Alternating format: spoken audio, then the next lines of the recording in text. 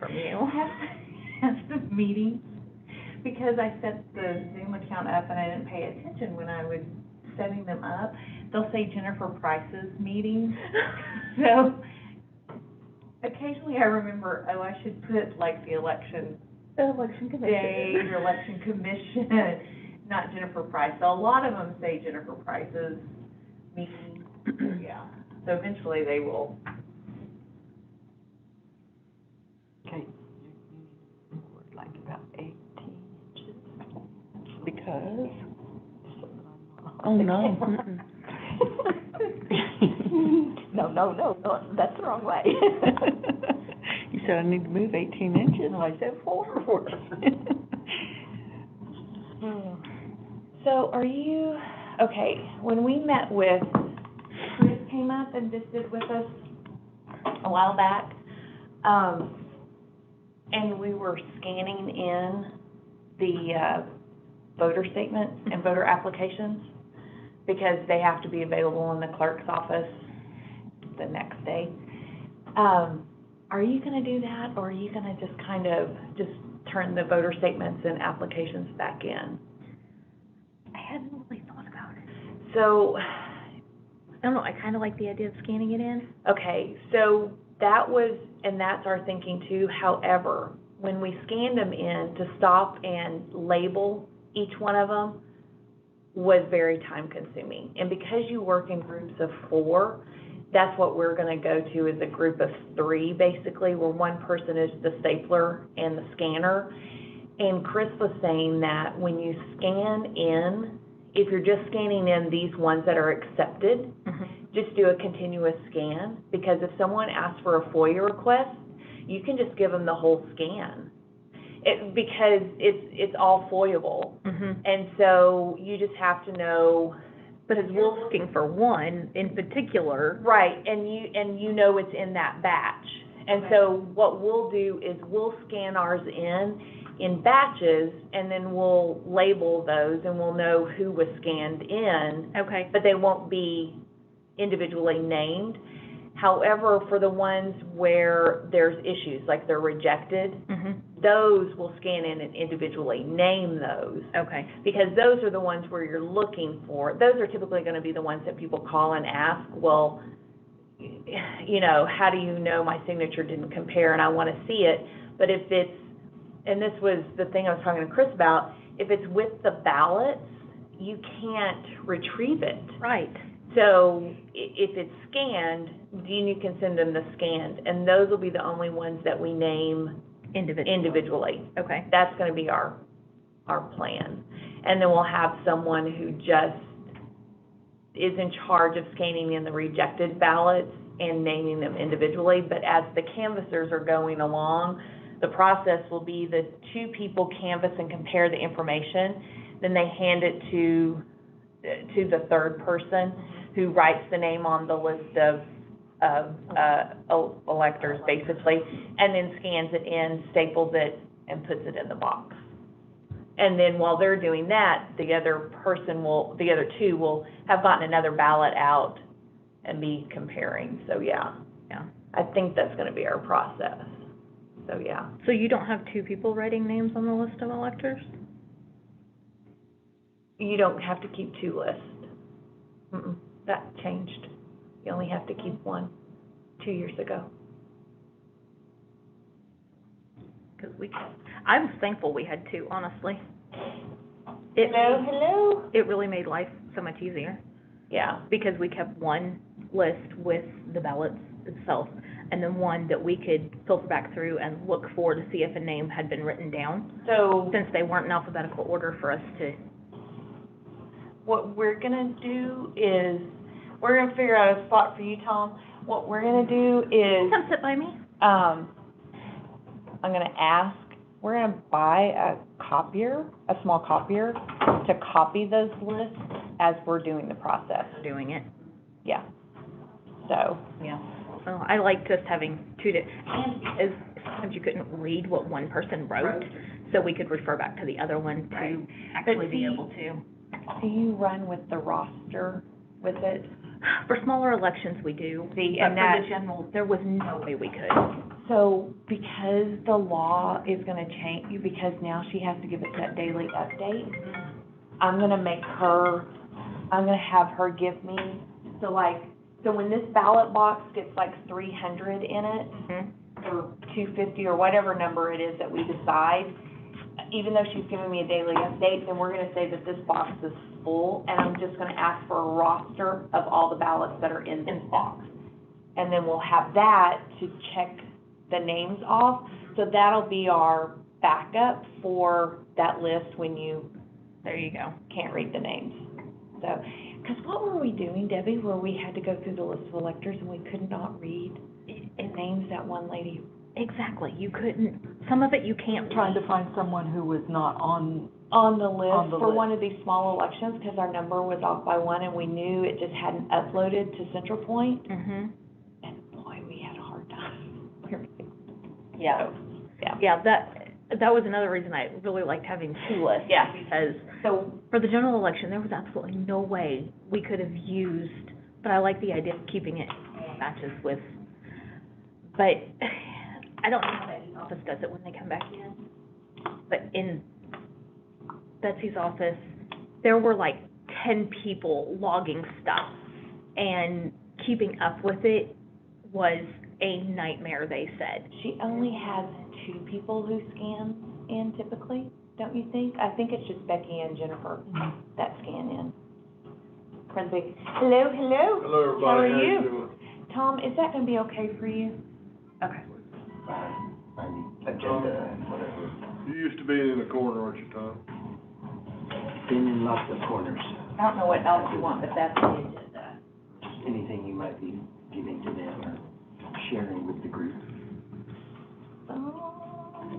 I put it all right back there. Yeah, there.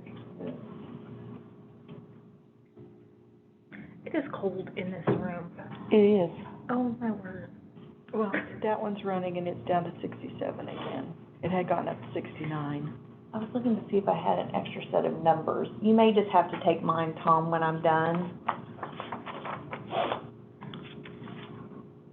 So, Jim, I got that, the other FOIA request that you sent me afterwards, I'd already responded back to that one. Okay. So it's, I think that's the same person. It is, yes. I've received several FOIA requests, and so, but most of them have come through, I didn't realize you were receiving them, because most of them have come through the county attorney.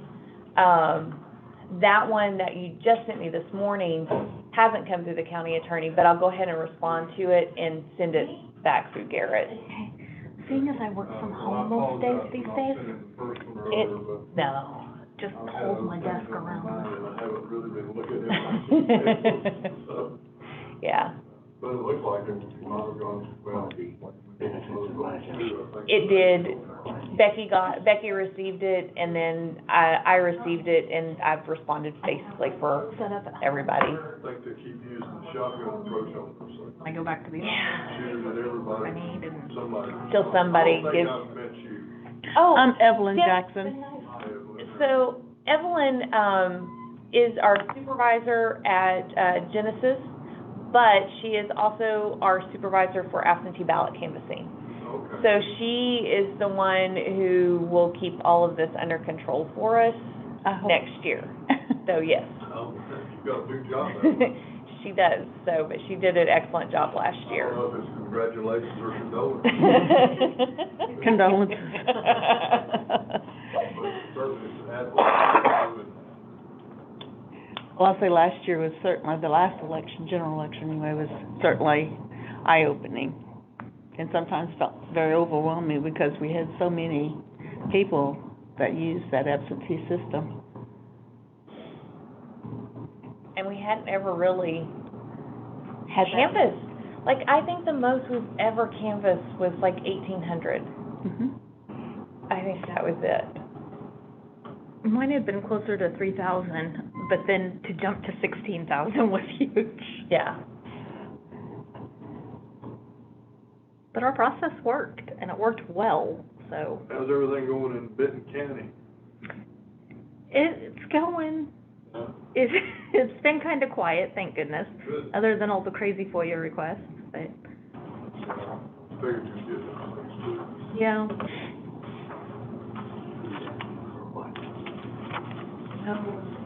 Some lady over in Eureka Springs keeps saying, you name it, she wants it. It's basically about the voting equipment, like,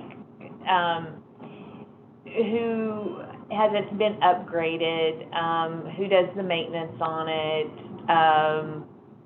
and that type of, basically that type of information that she's requesting. Any software updates,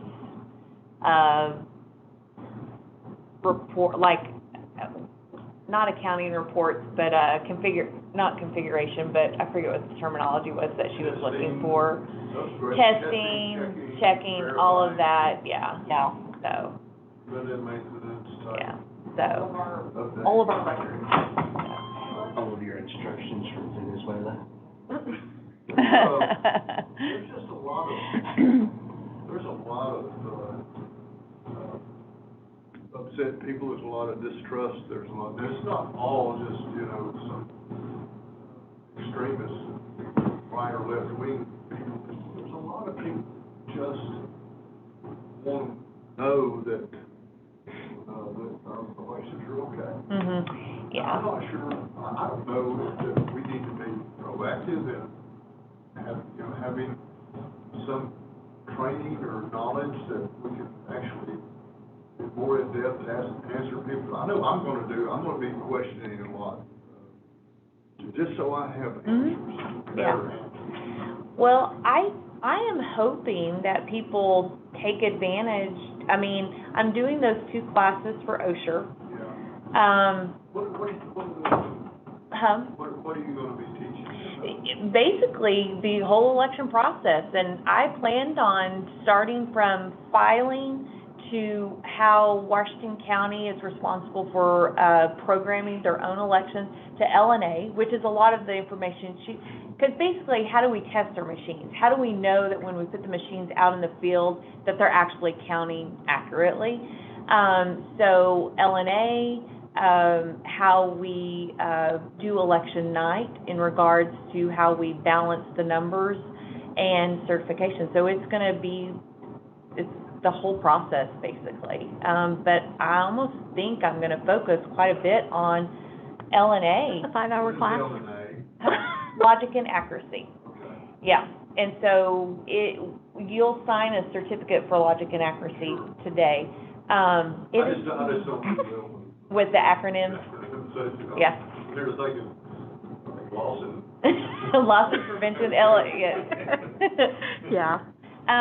No, it's just like an hour and a half, but like. I don't know how you're gonna cover that third. Okay, so the filing part, that'll go pretty easy, and the building the ballots is pretty easy, but I honestly think a lot of the things that people don't know that we do is the testing, and how thoroughly we test the voting equipment. But you know what people are asking? Is it ever online? And I know we say it's not.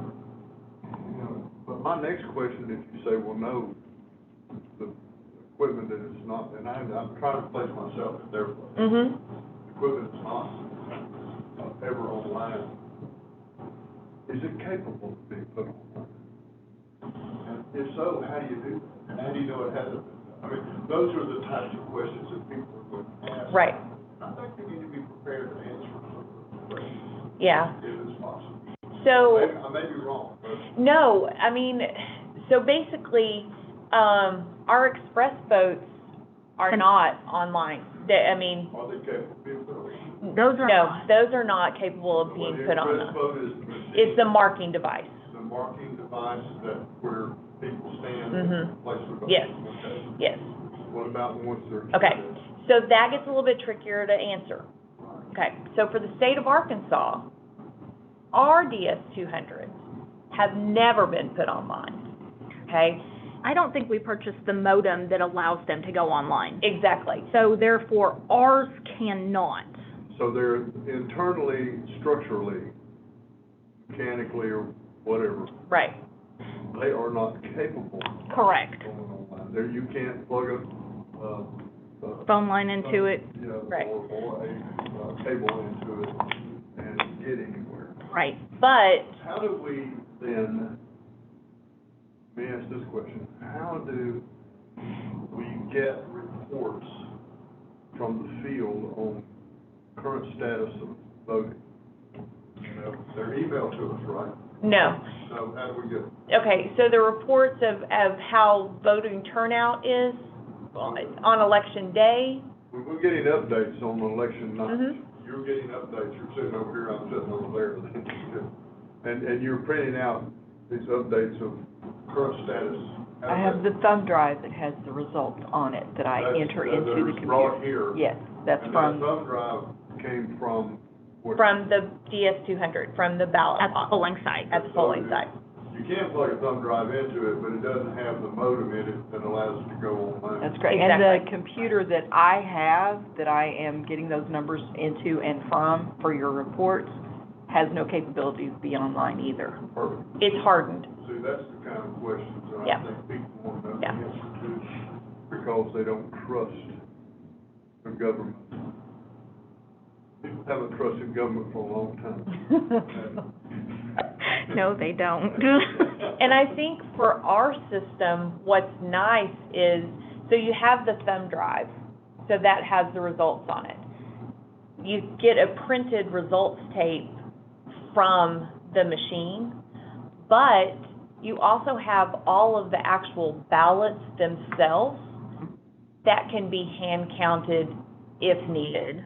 So it has 3 different ways to get results. The one that we do is reading the thumb drive in.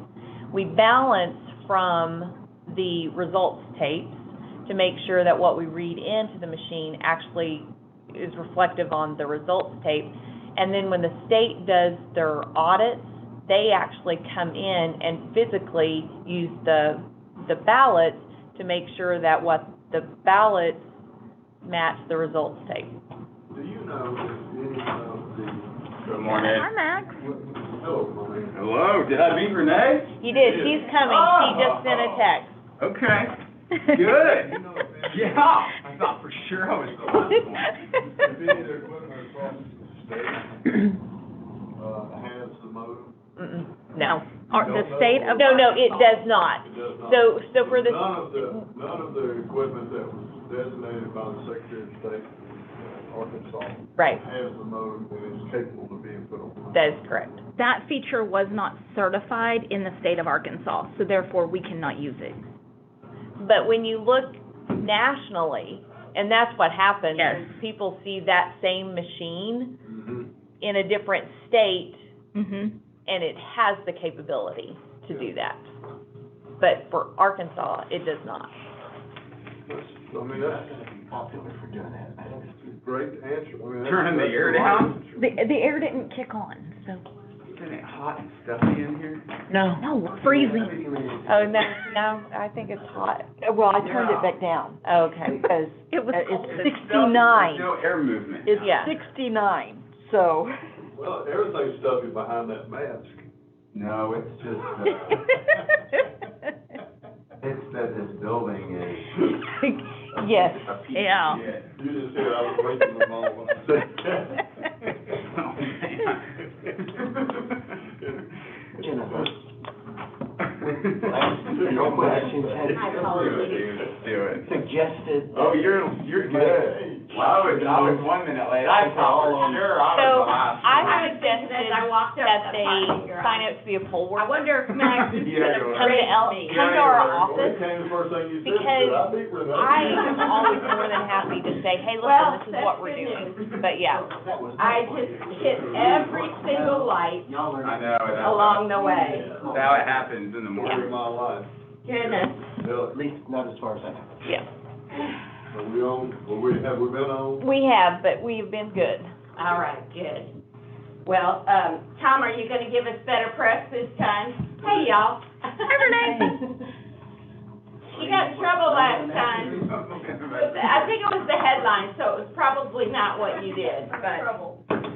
I didn't. They did it. We I take expressed full our blame. opinions, and that was not good, I guess. I didn't read it, did Oh, I? Did I heavens. cause any trouble? No, it was. I thought it was the fair. other day. It was, yeah, it was a good report. I can see where Daniel probably didn't appreciate, because he got feedback from the commissioners. Yes. How come they didn't have it first? Okay, approve the minutes. We are called to order here. Approve the minutes from the previous meetings. Have y'all had a chance to look at this? I know you've had a chance, because I wasn't here. I read them, I didn't see anything wrong. Okay. Looked fine to me. Okay, I actually had one edit. Now I'm gonna have to remember it.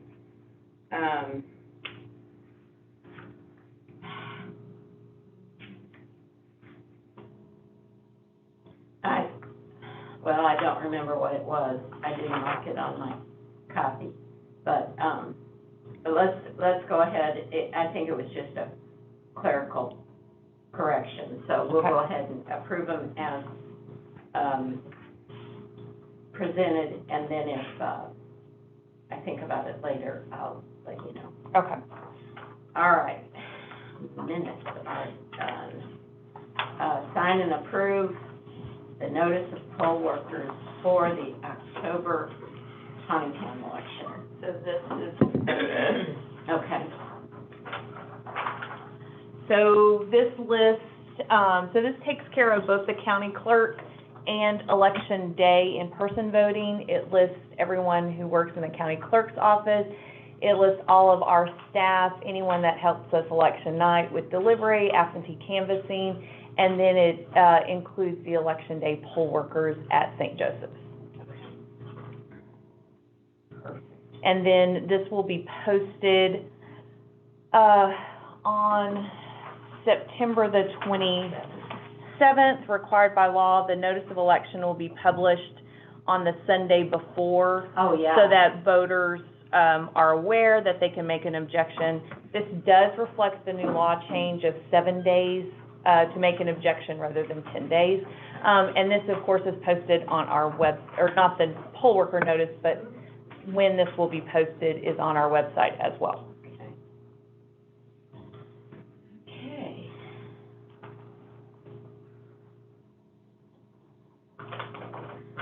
This is great. You really went. Maybe I went overboard, but. I love it. I love it. Okay, any comments on that? Any questions? Sign logic and accuracy for that election, and you've done that, or you've got This the is- LNA. Yes, so this is the LNA. So this shows that we tested the voting equipment, both the paper ballots that would be sent out for absentee, both the express vote ballots for in-person voting, and we tested the DS200, the express votes, to make sure that everything counts accurately. This is the piece of the puzzle, basically, that if voters are looking to see how do we know everything counts correctly, this is the test that we do to make sure that everything counts correctly. They have 5 different sections of. There's 5 different questions, I think, on this ballot, Yeah. yes. So this one's pretty straightforward. There's 5 precincts, but it's all the city of Tawnytown, so it's all exactly the same ballot. So it's actually Good. pretty straightforward. Okay. Pass that down the way for you to look at.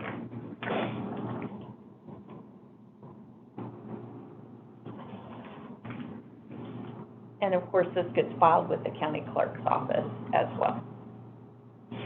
You keep a copy of it. Yes, we keep a copy as well, but it is actually filed with the county clerk's office. Okay.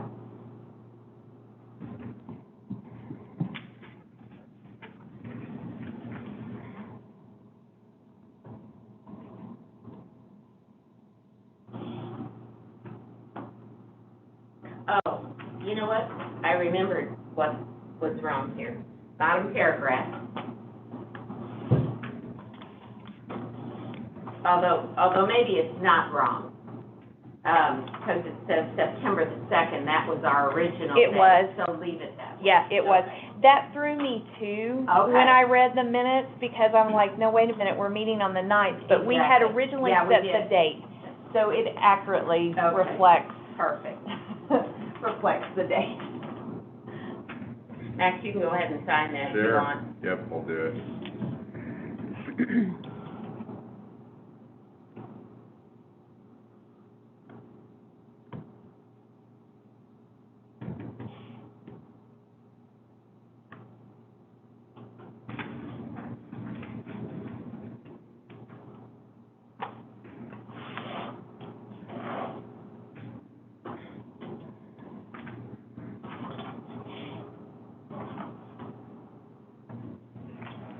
Good, okay. Districting update, this will be interesting. This is just a quick update for you, not for us to get into it, but I thought you might like to see the numbers Yeah. for the current JP districts, and what our target number is.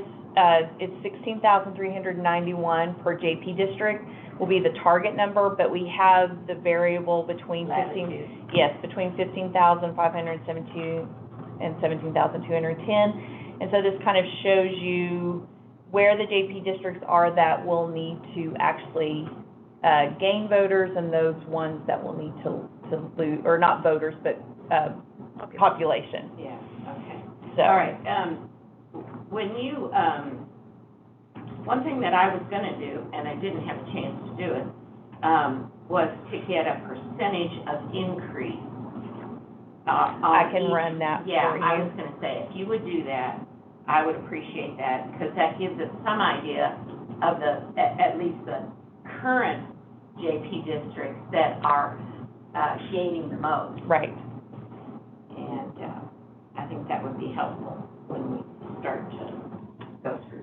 Okay. So explain to me, if you don't mind, what these are actual population numbers from the census from 2011. 2020. Oh, yes.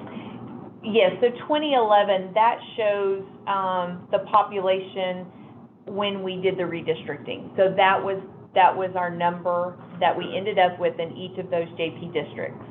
So the 2021 number shows you currently what the population is in each of these JP districts. Correct, within the current boundaries. Yes. And the median and target, what are these? So the median is, It's just the median? The for- median For those, yes. For that 245,800. Right. They give us a variable that we can be in between, because you're never gonna be, each one is gonna be exactly the same number. And so this is the variable that it can This be, variable came from Northwest Regional Planning. That's what Jeff gives me. There's, I'm sure, I guess the federal Yes, government guidelines gives from- you, gives you what that variable target can be. Okay. And so this was the number that he gave me. Thank you. Yeah, I think that's good. I was really hoping you'd have a good map. Yeah, I thought this map was pretty decent to Yeah. show. Yeah. The only JP I have highlighted, JP District 4, he's Right. appointed, so he's not eligible to run Oh, in right, yeah. 2022. So, All right, any other questions, comments? We've got work to do on that. Okay, election procedures for absentee canvassing and election night. so I don't know if 5 and 6 kind of want to work together because Yeah, it's we the can. process. Basically, I tried to sit down and list everything that we do from the canvassing to election night. It doesn't necessarily include like in-person voting, but it includes our process for election night. I broke it out for the commission to kind of review as individual pieces for us to approve, disapprove, kind of make suggestions on. So we can just start going through that if that's the way you want to proceed. Yeah, Okay. I think that's fine from start to finish. Okay. This is pretty much what you wanted, right, Max? Yeah, I think this is good. If we're talking about, absentee ballot canvassing procedures, I This is great, to be able to see Yeah. what Yeah. the actual setup is and think through it in real time. And there's no point in rushing through it. So, but we need to figure it out. so the first part of the counting process, so a new law passed that requires the clerk to give us a daily count of applications received and absentee ballots received. But that daily count only has to be emailed weekly to the election commission. So up until pretty much, I figure probably early voting starts, I'll just send you that weekly cap of it. And then once early voting starts, when I send out the numbers of how many people early voted on a daily basis, I'll start to include the absentee numbers that were received or went out with that, starting that 2-week period of early vote. Now, let's back up a minute, because you've got on here, the clerk runs the daily count on both applications and ballots.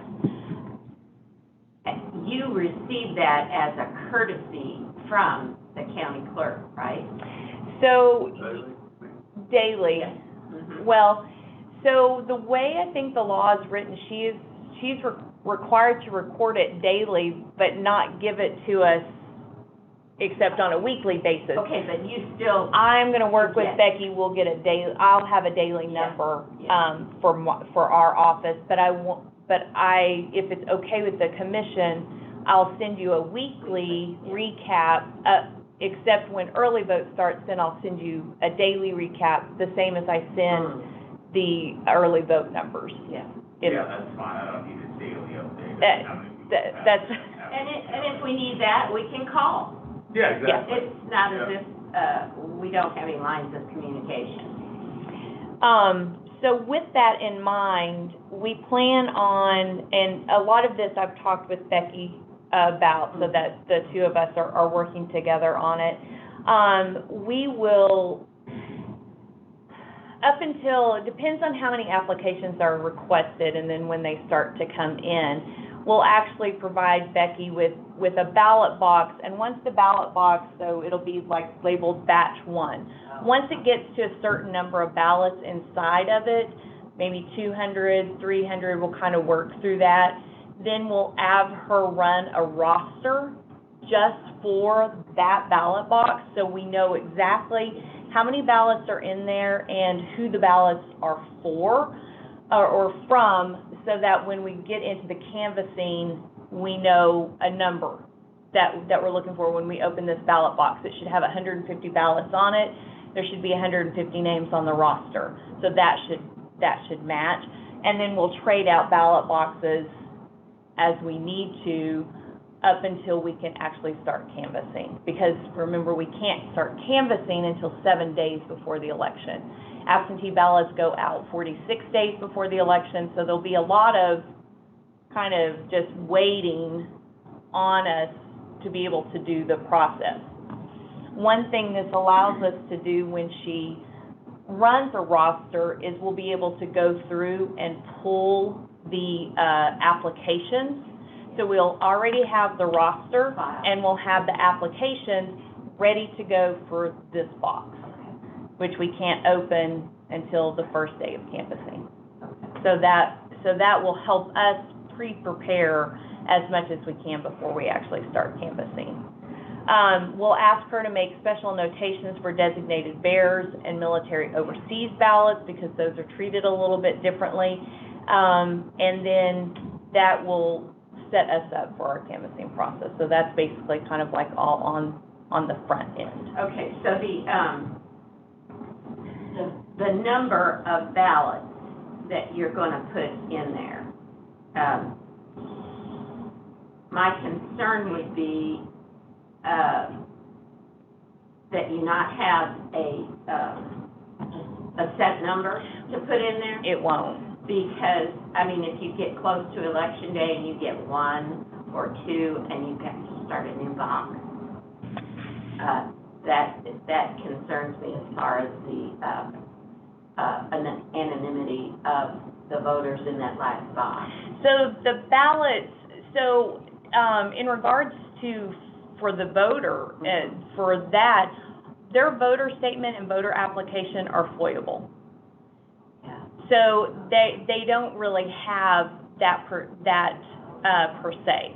It's the actual ballot-only envelope that they have that we will mix up and count, and so, yeah. So we're not gonna be counting those by box and reporting results by box. Right, they're all gonna go in, and so we'll kind of work through that on how we do that, but yeah. Rosters that are completed do not have anything about voting, It's just the name, and that's foiable. Perfect. So, yeah.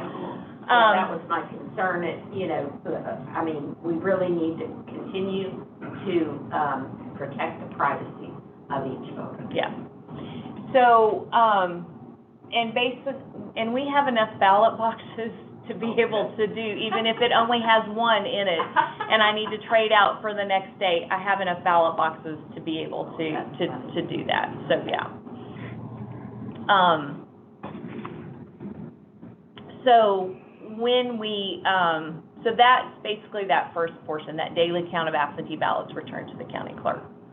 And you will run a roster once the box is full. Right, so basically, like I said, it won't have a set Whatever number. that point is. So like, once it gets, like, let's say at the end of the day, she tells me there's 250 ballots in there, I'm gonna go ahead and say, okay, that box is full. Call it done. Right, and I need a roster for all the ballots that are in that box. Okay.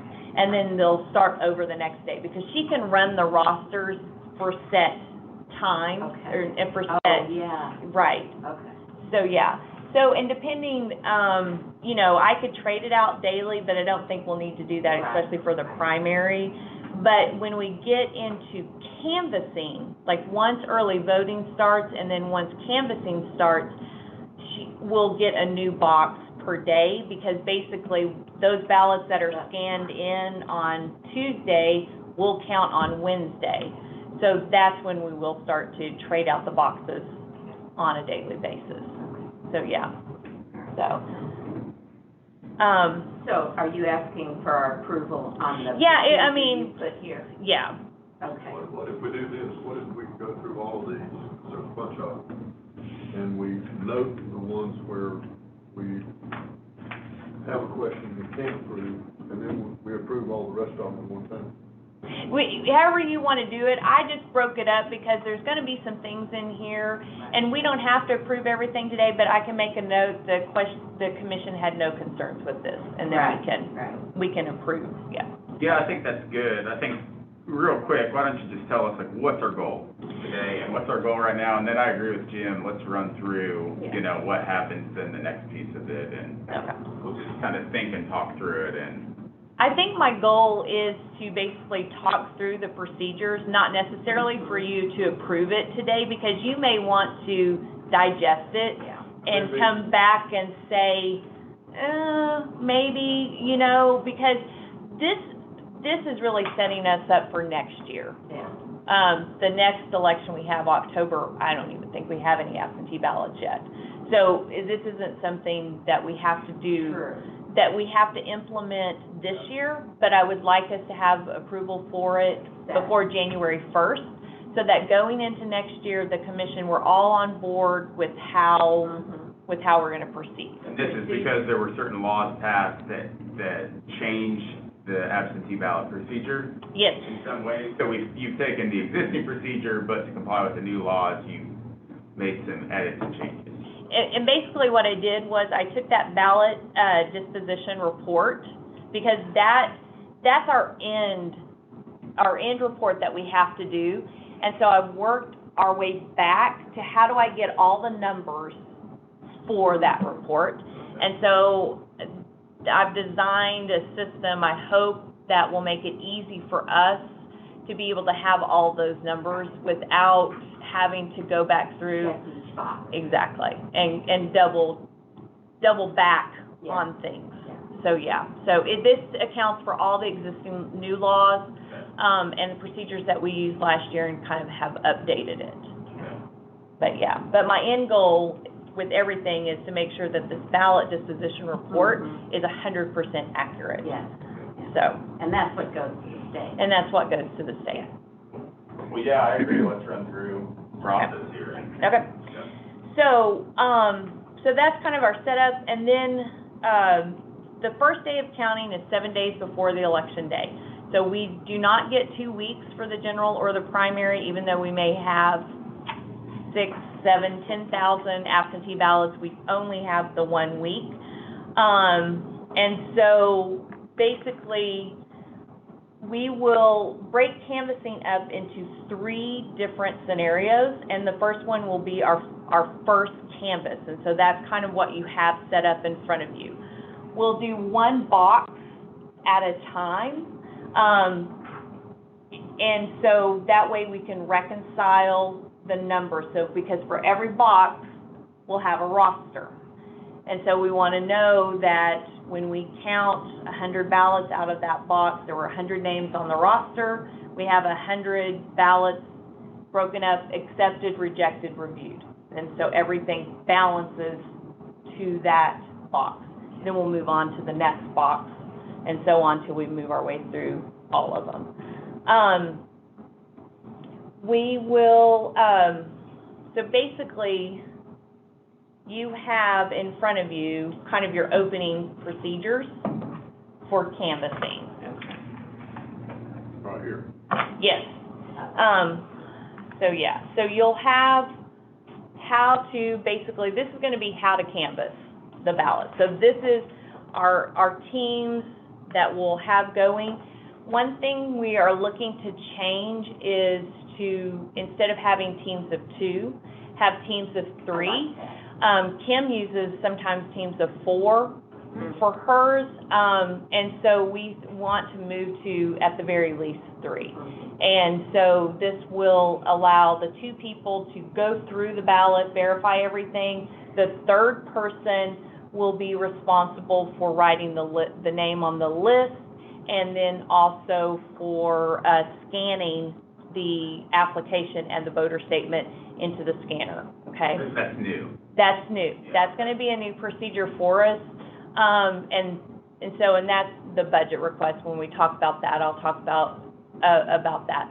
One of the things to note for the scanning procedure for accepted ballots, when we did a trial run for the City of Fayetteville election, individually naming each of those scanned sheets was too cumbersome.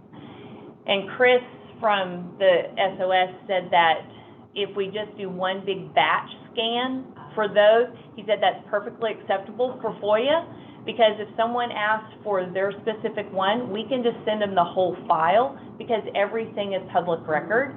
And as long as we know which batch it's in, we're complying with the FOIA request, and we think that'll work easier. And it's easier for them to just scan, and they don't have to stop. Right. And so once we did that, it went really smoothly. Yeah, there's no way you're gonna have time to Right. rename every single Yeah. individual Right. file. So that does not apply for rejected ones, though. Those will be individually named. Those are the ones that Because we're, you need to know that. Yeah, that's Exactly. what we said. but the accepted ones will just be scanned on a continuous scan. Good. Okay. So So, you'll have a file, 57 scanned, approved absentee ballots. yeah, so basically, Or accepted, like, I should basically, say. you're working with batch 1, so it's gonna say batch 1, table 1, or table 2, table 3, every Okay. table every table is numbered. And you'll put the date, and then we know, because you're keeping a list Right. of all those individuals too, okay? So that'll be the scanning process for that, which will require us to buy more scanners, possibly more I see computers, that. so. Yeah. Okay, so once you open up your ballot box, if you'll see you have 3 ballots in front of you. And you've got a roster. So it's the roster's attached to it. Oh, here it is at the back. Yeah. So we will have, so you'll have to they'll have to alphabetize ballots, because ballots won't be alphabetized, but, Oh, yeah. yeah. So they'll alphabetize the ballots, and then you've got the roster.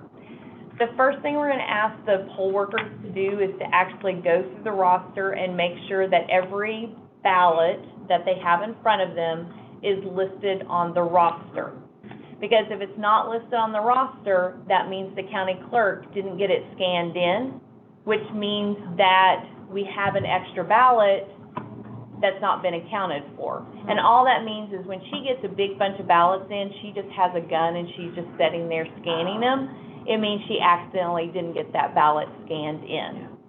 So if you find one that is not on your list, then if you'll notice in front of you, you've got all the little cards, in the black box, in the bigger black box.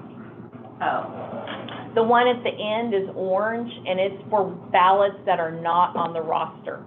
So you would just simply take that ballot and put it behind that, and then we'll deal with it at the end, okay? So all of yours, though, are on the roster. So you would verify that you have 3 ballots. Let's say your roster only has 3 names on it, and so I'm having to use stuff that we had for this previous election. So then it will take 2 poll workers will then open up. So you'll take your ballot. If you'll notice, I have them labeled like number 1 on your ballot. It'll say like a number 1 on there. oh, gotcha, okay. Yeah, the little red one. Okay. So on those, once you've alphabetized, once you've made sure that every ballot is on the roster, then you're ready to go. So 2 poll workers will open up the ballot.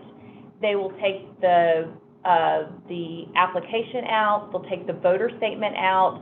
They'll review both the application and the voter statement to make sure that the information matches. You also have to read out loud the name of the voter and the precinct, okay? We have the applications already. Right, so you have the application, and then you take that out. So you don't take out the ballot-only envelope, that stays inside. And if it has an ID, you bring that out as well. So the 2 poll workers will then go through and make sure all that information matches. And you have bunches of pieces of paper for you, but right now, the only one that you have to have, like I said, you'll have a 3rd person, is this green sheet that is the list of accepted voters. Oh, okay. Okay? Do we have a copy of that? Yep, you have. Oh, over here. Mhm. All the other sheets you can just set aside for right now. So once you've verified that the name, the address, the date of birth, and the signature match, if the signatures don't match on these, don't worry about it, because obviously our staff did this. But for today's purposes, ballot number 1 is completely acceptable. Everything matches on that ballot. And if that's the case, then you write the voter's name down on the list of accepted absentee voters along with their precinct.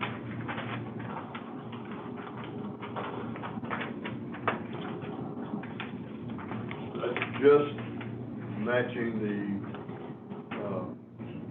absentee voter statement. And the application. The application. So you make sure the name, the address, the date of birth, and the signature all match.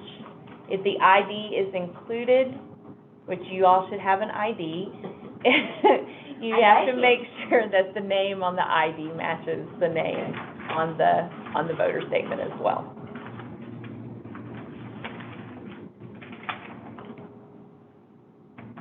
And once the 2 poll workers have verified that all that information matches, if you've got multiple people, obviously you'd hand this off, but that person's name goes on the list of accepted absentee voters, okay? And you take the ballot-only envelope out, and it goes into your accepted.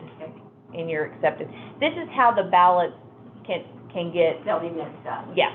And this, what's left here, all stays in the envelope? No, No? basically, it'll go okay. like this. Gotcha. It'll go to your 3rd person who scans in. They'll never scan in the ID, okay? The ID is not foyable.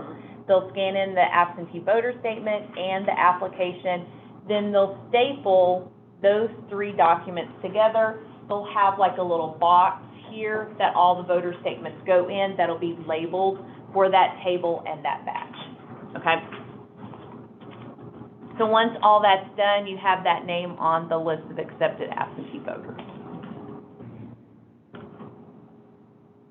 So ballot number 2 that you have,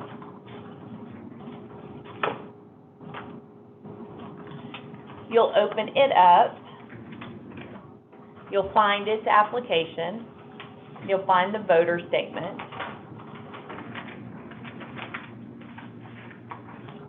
But ballot number... Do you have an order for these? Put the application on top, or?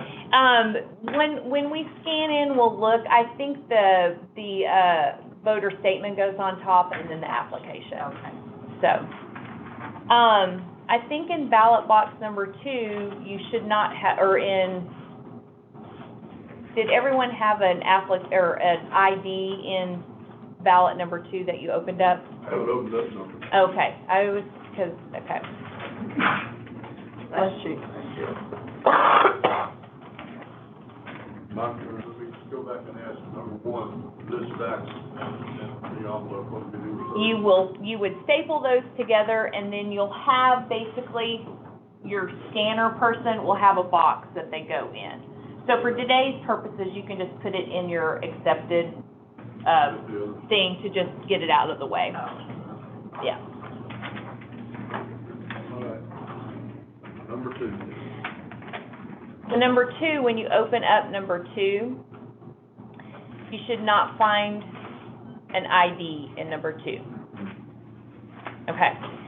So, the law changed, and if you don't find the ID, then it is set for review, and we cannot open up the ballot-only envelope to look to see if there's an ID in there, okay? That has to wait. It's in there, we put it in there, but we hid it so that you couldn't see it. Okay, so all of that, if as soon as they open it up and they don't find the ID, all of that gets put back in the envelope along with the application, so you would fold the application and put the application in the envelope as well.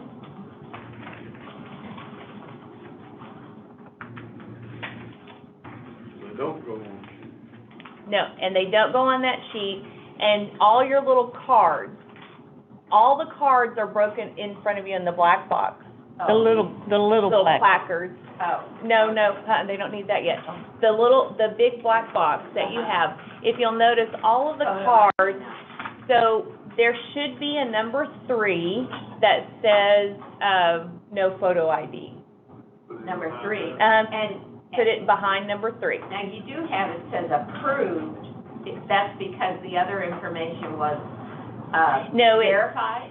I need to change that. Okay. It's approved photo ID not found. We need to bump it up so that it says, I noticed that yesterday when I was doing it. It's not approved. It's just the approved photo ID is not found. Gotcha. We're gonna, Okay. I'll make that edit. Yeah. I noticed that yesterday when I was doing that it was confusing. I knew what it meant, but I was like, they're gonna see Yeah. that and say approved. Yeah. But it's approved photo ID not found. So for every reason we reject a ballot or set a ballot up for review, there's a placard. Okay. And that's what they'll do. So as soon as it's no ID found, no voter statement found, it automatically goes back in and then just put behind the placard, okay? So your ballot number 3 that you have,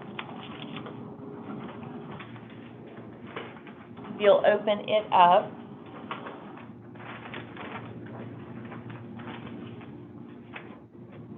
When you look at the application and you look at the voter statement on this one,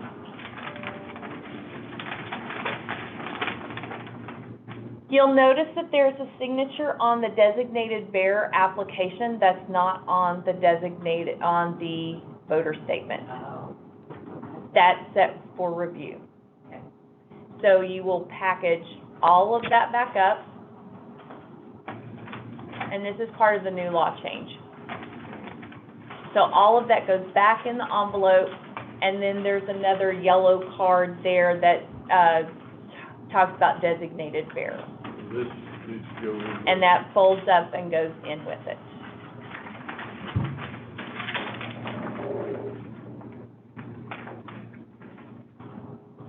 And so you'll just put it back behind there. Now, On number 5. I didn't look any further, so. Yeah. Yeah, it should be number 5. Or number 6. One of them is no mismatch, but Maybe it's number 6, yeah. Number 5, right? There's number 5 and number 6. I think number 6 says, bearer's name, yeah, mismatch. So number 6. Okay, so as the canvassers are going through, any ballots that are rejected, they just put back in the envelope or set for review, and they go back behind the little things. Everyone that's accepted goes on the list of accepted voters, okay? So you should just have one name on the list of accepted voters. So once the canvassers have finished with their set of ballots, then they will physically count and make sure that their ballot-only envelope numbers match the number on their list of accepted, okay? So you should just have one of those. You should have one name on your list of accepted absentee voters. And then Are we supposed, we're not supposed to fill in the precinct column? you are, that's on the outside of the ballot-only envelope, if you can find it. Sometimes you may not be able to find it. Yeah, these didn't come direct, not on the ballot, it's on the envelope, yeah. We didn't have the stickers from the clerk, it'll be on the sticker for the clerk. So you're supposed to be filling out these other forms. So you will so the idea is to make this go faster, the only ones you're gonna write on the list of accepted voters are the ones you're accepting. At the end, then you're gonna take your little box and you'll have a sheet for various things. So if you had any ballots behind box number 1, you would write the name there. You don't have to reopen the envelope, it's right there on the... It's right there on the outside of the envelope.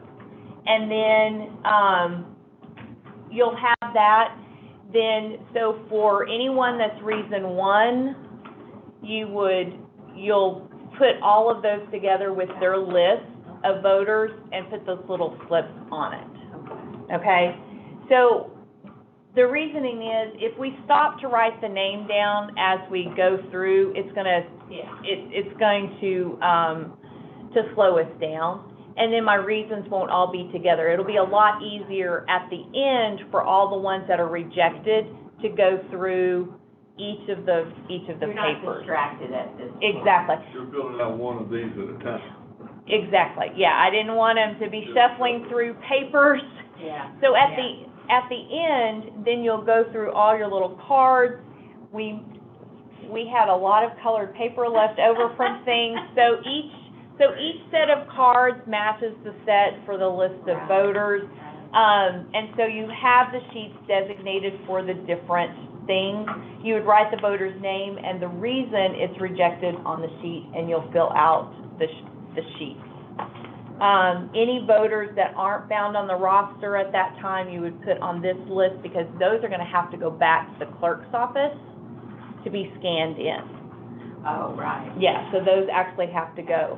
And then you'll actually have a little accounting form that each table will fill out that lists, how many they processed, how many they accepted, how many they reviewed, how many they rejected, so that we keep track throughout the whole thing. I feel like that was one area where we kept track on a daily basis, but it wasn't, I felt like we should have taken it more specific. And now with this new report, having all these sheets, and we know automatically, well, here's how many reason one, and my sheet orders matched my that ballot accounting form that we had to fill out at the end. I did it in the same order to make it easier on myself at the end. So basically, after that first initial canvas, once they're completed with everything, so this is that table, they'll return to, so basically Evelyn, they'll return to Evelyn the ones that they counted. They'll say, hey, this is how many are in here. They'll return how many are rejected, how many need review, and for what reason, and they'll be marked individually. Then, after that comes back to Evelyn, there'll be ballot boxes designated for those to go in, so that we keep all of those sorted by the likes. And so they're labeled, but they're also numbered, so all anyone has to do is like, oh, well, these are all reason 3s, so they're gonna go in the ballot box that says reason 3 on it, okay? So 4, 5, 6, and 7 go in the same box. Yes, those, so most likely, so number 4 is for a flagged first-time voter who didn't send in appropriate ID. There's very, very, very few of those. Those small numbers. Number 7 is for poll watcher challenges. Never had any of those. 4 and 5 and 6 are the 2 different designated bearer ones. So we went ahead and just put all of those together because technically 4, 5, 6, and 7 will become provisional ballots. Number 3 is for if they did not include their voter ID. And I'll go over why I've kept that one separate in just a second. Number 2 is if there's no voter statement in there. We don't know if it's in the ballot-only envelope, but we can't look until Election Day. And number 1 is if both pieces are missing, both the voter ID and the voter statement, okay? And then the others, the pink ones are all rejected. So there's no ability for them to come back and cure them. They're just rejected. They will get a second review. We've designated out 1 and 5, I believe. 1 is signature missing, and 5 is signature did not compare. Those are the 2 that the commission need us, like, Oh, right. we will review the other ones where the information is just pretty standard, but the signature comparison needs the election commission review. So those are designated in that particular box and kept separate. So that's our like first tier canvassers. So that's like the basics that will go on like every day, like as they canvass.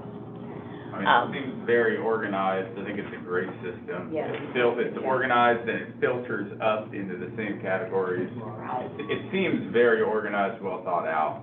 Good job. So- You know, I think this part seems great. We've been trying to think of how to do it and how to make it. We felt we were pretty organized last time, but felt like it could have been better, having more opportunity to kind of rethink things, kind of let us, you know, rework it just a little bit.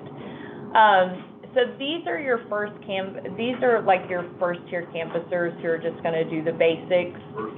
First time through. If there's a question, they set it aside, they, you know, just pretty basic, we wanna keep everything pretty much the same for them. Now, at the end of that day, then, I've got folders set out for you with everything in them. The supervisor will have at the end of each day her own accounting form where she takes all of them to know how many she canvassed that day. And so she's got her own accounting form to be completed at the end of every batch, every day kind of thing. And then listing the reasons so that we're reconciling the numbers continuously to make sure that we have everything. And we know, so like when we go to count, election day, we know how many ballots are in this batch one box. As opposed to, last time we were putting all the accepted ones in all the same boxes, but then we were just waiting on the one big number. I wanted you to break it up into smaller I think that's numbers. the best way, because you're gonna have a whole lot better track on what you're doing, and the numbers are gonna match. Right. So, with that in mind, we set up, kind of a system for that. Like I said, these all that are accepted will have this little form on them. Okay. You have, if you want to move on, I've got another designated bearer, folder for you here. So the designated bearers with the new law become a lot more complicated. Almost every single ballot that is from a designated bearer will be flagged and set aside as provisional. Almost every single one. All right, explain that. And the reason is, okay, so when you open this up, you're gonna have, there's two cards in there, one that says ballots returned, one that says ballots carried out. You've got these little cards like this. Okay, so in the past, the county clerk's office has just kept a list, like one list, when everybody returns. If we have to go back and look at the cards, they're not alphabetized. If we have to go back and find name, so I'm gonna ask Becky, and I've already talked to her about it, to actually do individual cards. She'll have a little box and they'll be alphabetized. So when we need to go find these cards, we can actually find them rather than sorting through list after list of designated bearers. I don't know how your clerk does it, but. It's usually just on one big list. Exactly. And so we're gonna do these little cards, and then I'm gonna have one that's for carry out, one for that's returned. And she doesn't have to alphabetize them. If she'll just put them behind the A, B, C, or D, we'll go back in and we'll alphabetize them. But that'll make it easier for us to find the cards. Okay, so it's alphabetized according to, the name of the voter or the signature bearer? It'll probably be the name of the voter, because that's gonna be the ballot we're looking at. Yeah. So, in your designated bearer folder, you have a provisional ballot envelope, but then you have two examples of ballots and why they are designated bearers.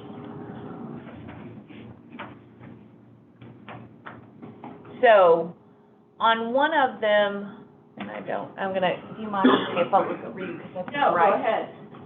I didn't make a ballot, just me. Go ahead. Okay. Okay, so on the one that says Jane Smith, if you'll notice, so her signature's on the outside of the envelope. If you'll see on the envelope there, it says bearer, it says Jane Smith. She's going to have filled out a card that shows that she returned that ballot. She will have shown her ID to the county clerk. She will have signed the returned form, and they will have filled out the outside of that envelope. You'll have both, that's for sure. We'll only have one, because she just returned it. She didn't carry it out, she only returned it, okay? So Jane Smith, her name is on the voter statement.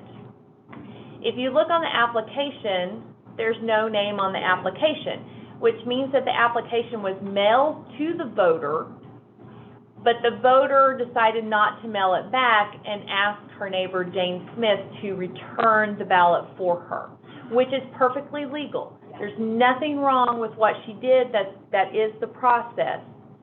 But the new law change requires that if there's a signature on one form but not on the other form, it's flagged as provisional. So it has to be reviewed. It has to be reviewed. So this ballot will then go in this provisional envelope and will then go up to the county clerk after election day for her to fill out, just like she does every other one, and then come back for the election commission to approve. There's no reason to not approve it, but it will have to go through the secondary step. Because she is on the voter statement. But not on the voter application. And on this envelope, Mhm. but not on the application. Right. So that, other set that I have for you is the opposite. The other one is there's a name on the application, but there's not one on the voter statement, because they had someone pick up the form or pick up their ballot for them, but they decided to mail it back. And they will have filled out, Actually, on this one, it's a different name, okay, bearer. which is Because the same, they have got the bearer on it's a different bearer. the, absentee voter Right. statement. Which, that is fine too. Yeah. Because that means someone went and picked it up. So you've got a card from Joe Smith for the application, who Mhm. picked it up. Right, and then you're gonna have a card for the person who brought it back. Oh. Mike Jones. Mhm. You have 2 cards filled out for this voter. Yep. Okay. But, because they're different names, It still needs to be reviewed. it's flagged and has to be reviewed. So basically, and I think it's rare for the same person to pick it up to return it. Sometimes that happens. But typically what happens is the person will request the absentee application, or request the absentee ballot. It's mailed to them, and then they decide to have someone return it for them. That, I would say, is 90% of our designated bearers. They But request it just to be mailed to them, Right, and then someone, Yeah. then they Brings it. decide to have someone else to return it. Yeah. right. Which means that there's no signature on the application, which means that it becomes flagged and made provisional. Well, I can see that, because people fill out the application in January sometimes? Oh, yeah. At the beginning of the year? Yeah. Yeah. So then they may return it in November, and it's been Right, many months since Right. then. And Right. They just decide to have someone run it up and turn it in. Yeah, Exactly. things happen during Yeah, the year. okay. Yeah. Right. so all of these will be flagged as provisional. So when we go through our canvassing process, our first canvassers will only set them behind the little yellow Yeah. things, okay? Because then we'll have a second tier group, basically, that will go through all of the ones that are marked 5 and 6, go through and make sure that the voter statements are correct, and that there truly is a reason for it being marked provisional, and then they'll go ahead and fill out the provisional envelope and do that process. So that'll be for 5 and 6, okay? Now, are we matching up at that point in the canvas process? Are we matching up these cards, or where are So these? the idea is, I don't think we're required to match these cards up, but if we needed to, we It would be can. another step of hopefully Yeah. figuring it out. Yeah, Okay. if there's a question about it. And the way we're asking the clerk to do this now makes it easier for us to find the card rather than sorting through the sheets Yeah. of the names which aren't alphabetical. Yeah, because you're not gonna be alphabetical as you write them down either. Right, Just as, they just write it down as they come in, so yeah. Yeah. a big mess. Yeah, so the cards will provide us with if there's a question, the cards provide us with a backup. Maybe give you some clarity. Right, because the thing about the cards is the individual who filled these out actually showed ID to be able to Oh, do yeah. this, Yeah. to pick it up and to return it. So that person has actually shown ID, they've signed these cards, they've signed the envelope, so that's your extra layer of protection basically, and these cards are the reflection that this person actually has shown ID to do that, so. But, So, most of this occurs in the clerk's office. Do they then, when they receive one of these back, do they put it in do we have a ballot process? Put it in? so what we're gonna do is, in these ballot boxes, we're gonna have like a special, like, envelope that these go in, so that they're automatically separated out from just the normal accepted ones. And on the rosters, it shows which ones are, picked up or returned by designated bearer. Because we can't start canvassing until 7 days before, we're gonna have a poll worker go through and highlight those on the rosters so that we know whenever the first tier canvasser comes through them, that, hey, this one's a designated bearer, and most likely it's gonna go back in the review. So, yeah. So, we'll flag those before they start canvassing. So, yeah. Now, Before, when they were making a list, was the designated bearer that's picking it up, would they write on the list that was being made, or would the clerk, the employee, write their name down? the clerk writes their name, but they have to sign it. They have to sign it. Mhm. Something for them to sign. Yeah, and they have to show ID. So basically, all I did was I took that list and made it as an individual little card. Yeah. Yeah, I was just trying to determine if there was some way to do that on a computer that would automatically alphabetize it. That's not gonna help if they need a signature. Yeah. That's all. Yeah. So, so your second review people will have their own, like, little, canvassing process themselves.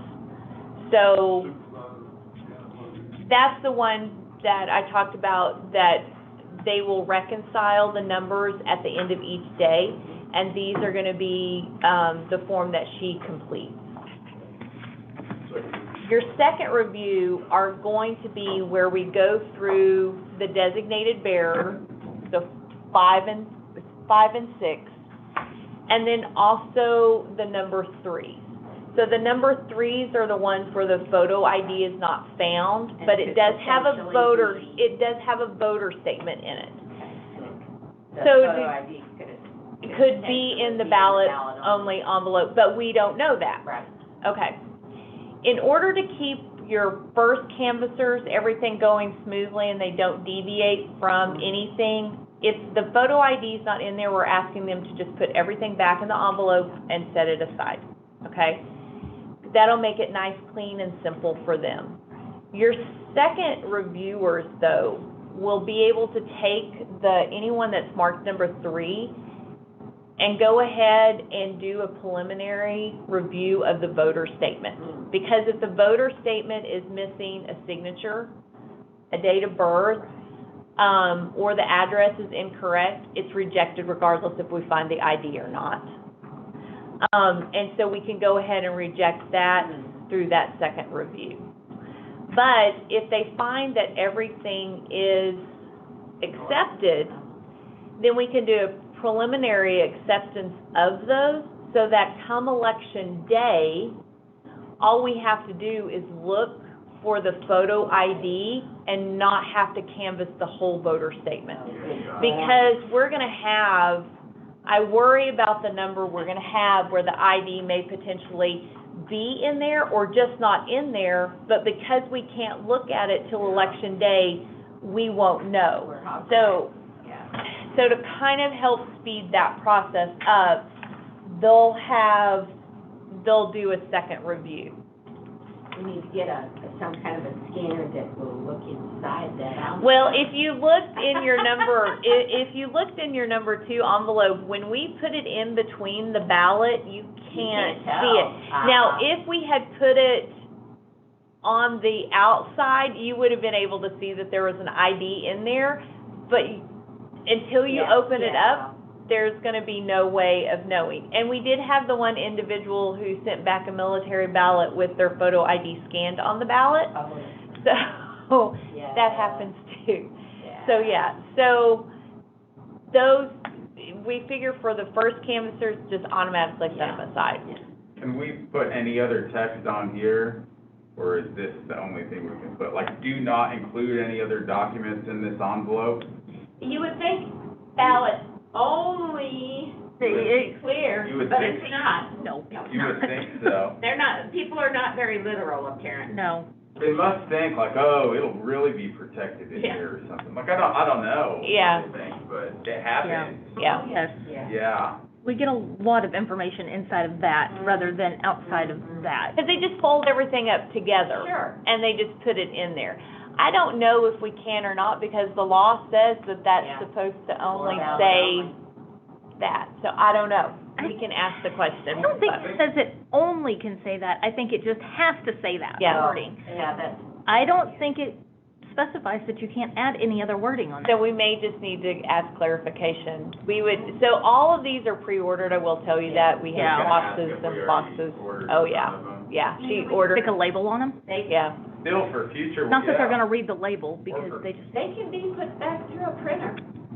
Yeah, yeah. I don't know, think about it, you know, with some other text, something I know, affirmative, yeah. do not include photo I ID think in that it. text is sufficient on that side. If you wanna put something else on it, put it on the other side. Yeah, I think that's a good idea. On the Get ready to flap. seal it. on the flap. Yeah, that's a good idea, Jim. I like that. Put it on the other side. Yeah. We can look to I don't know, see, think about that. If that would save us time and effort in dealing with more of them and get people not to put documents in there and include them in the other envelope. Stop. Ballot only. Yeah.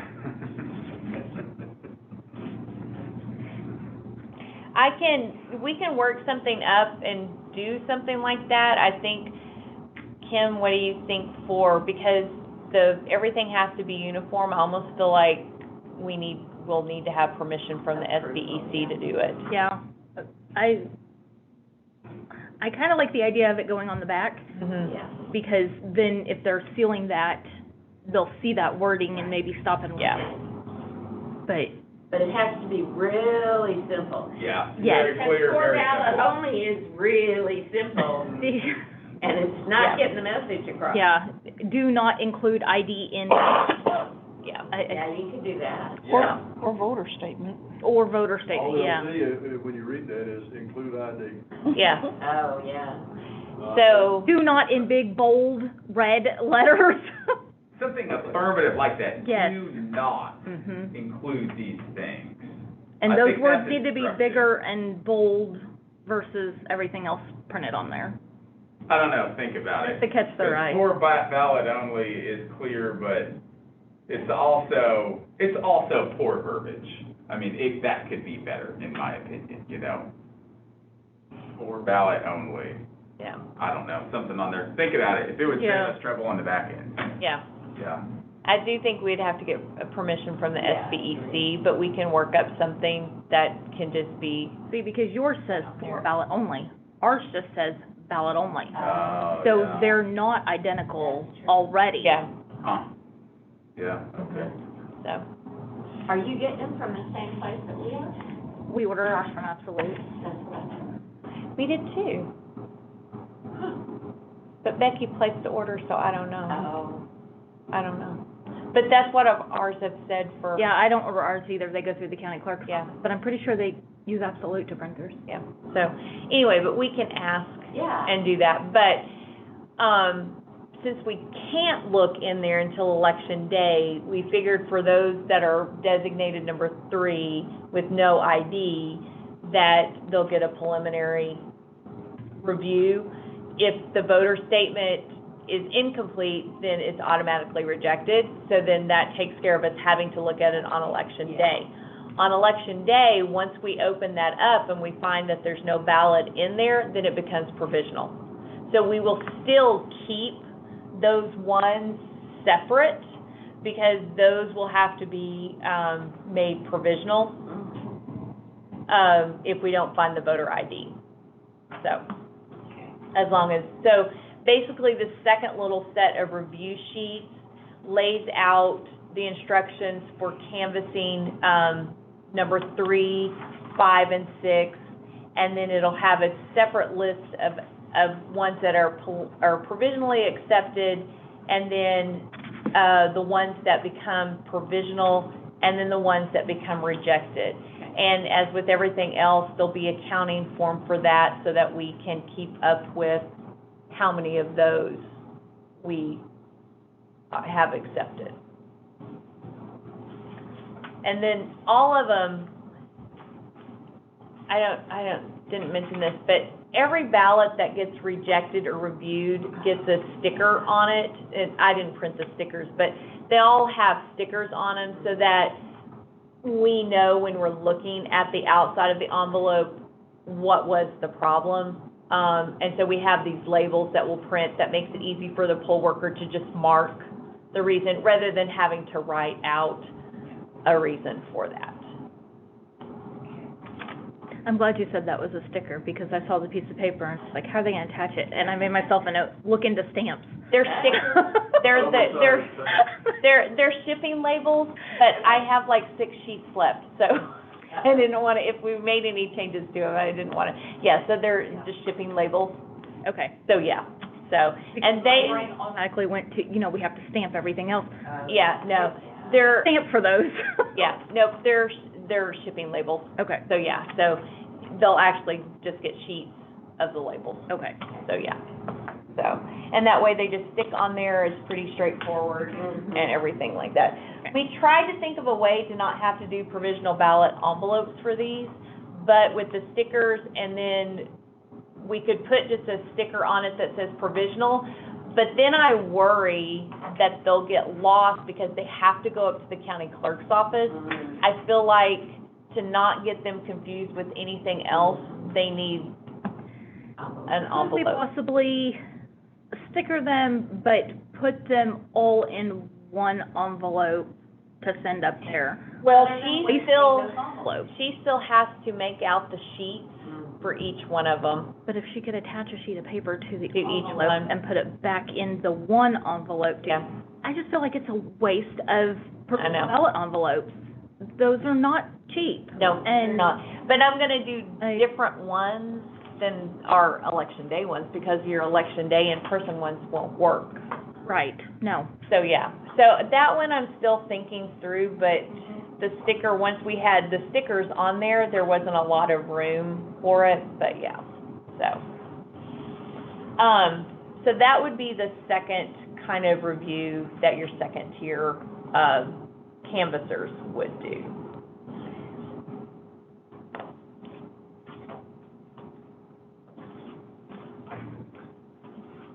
Any questions on that?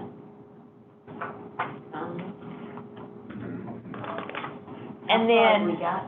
so, actually pretty far, because now we're on to election day, because once Okay, all of good. this is canvassed, then we're on to election day.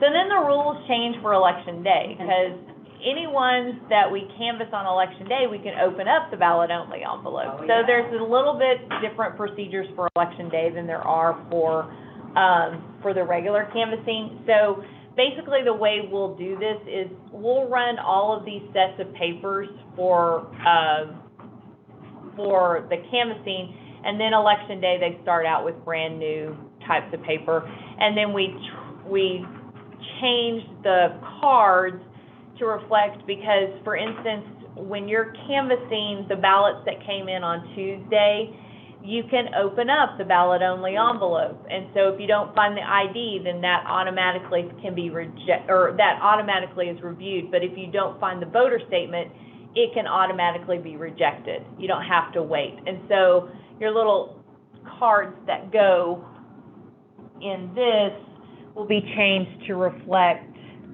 that, and then the ones that are still reviewed, because if there's no ID in it, it still has to be provisional, because they have the opportunity to bring back the ID. So that'll be updated for election day. So they'll canvass the ballots in a similar fashion.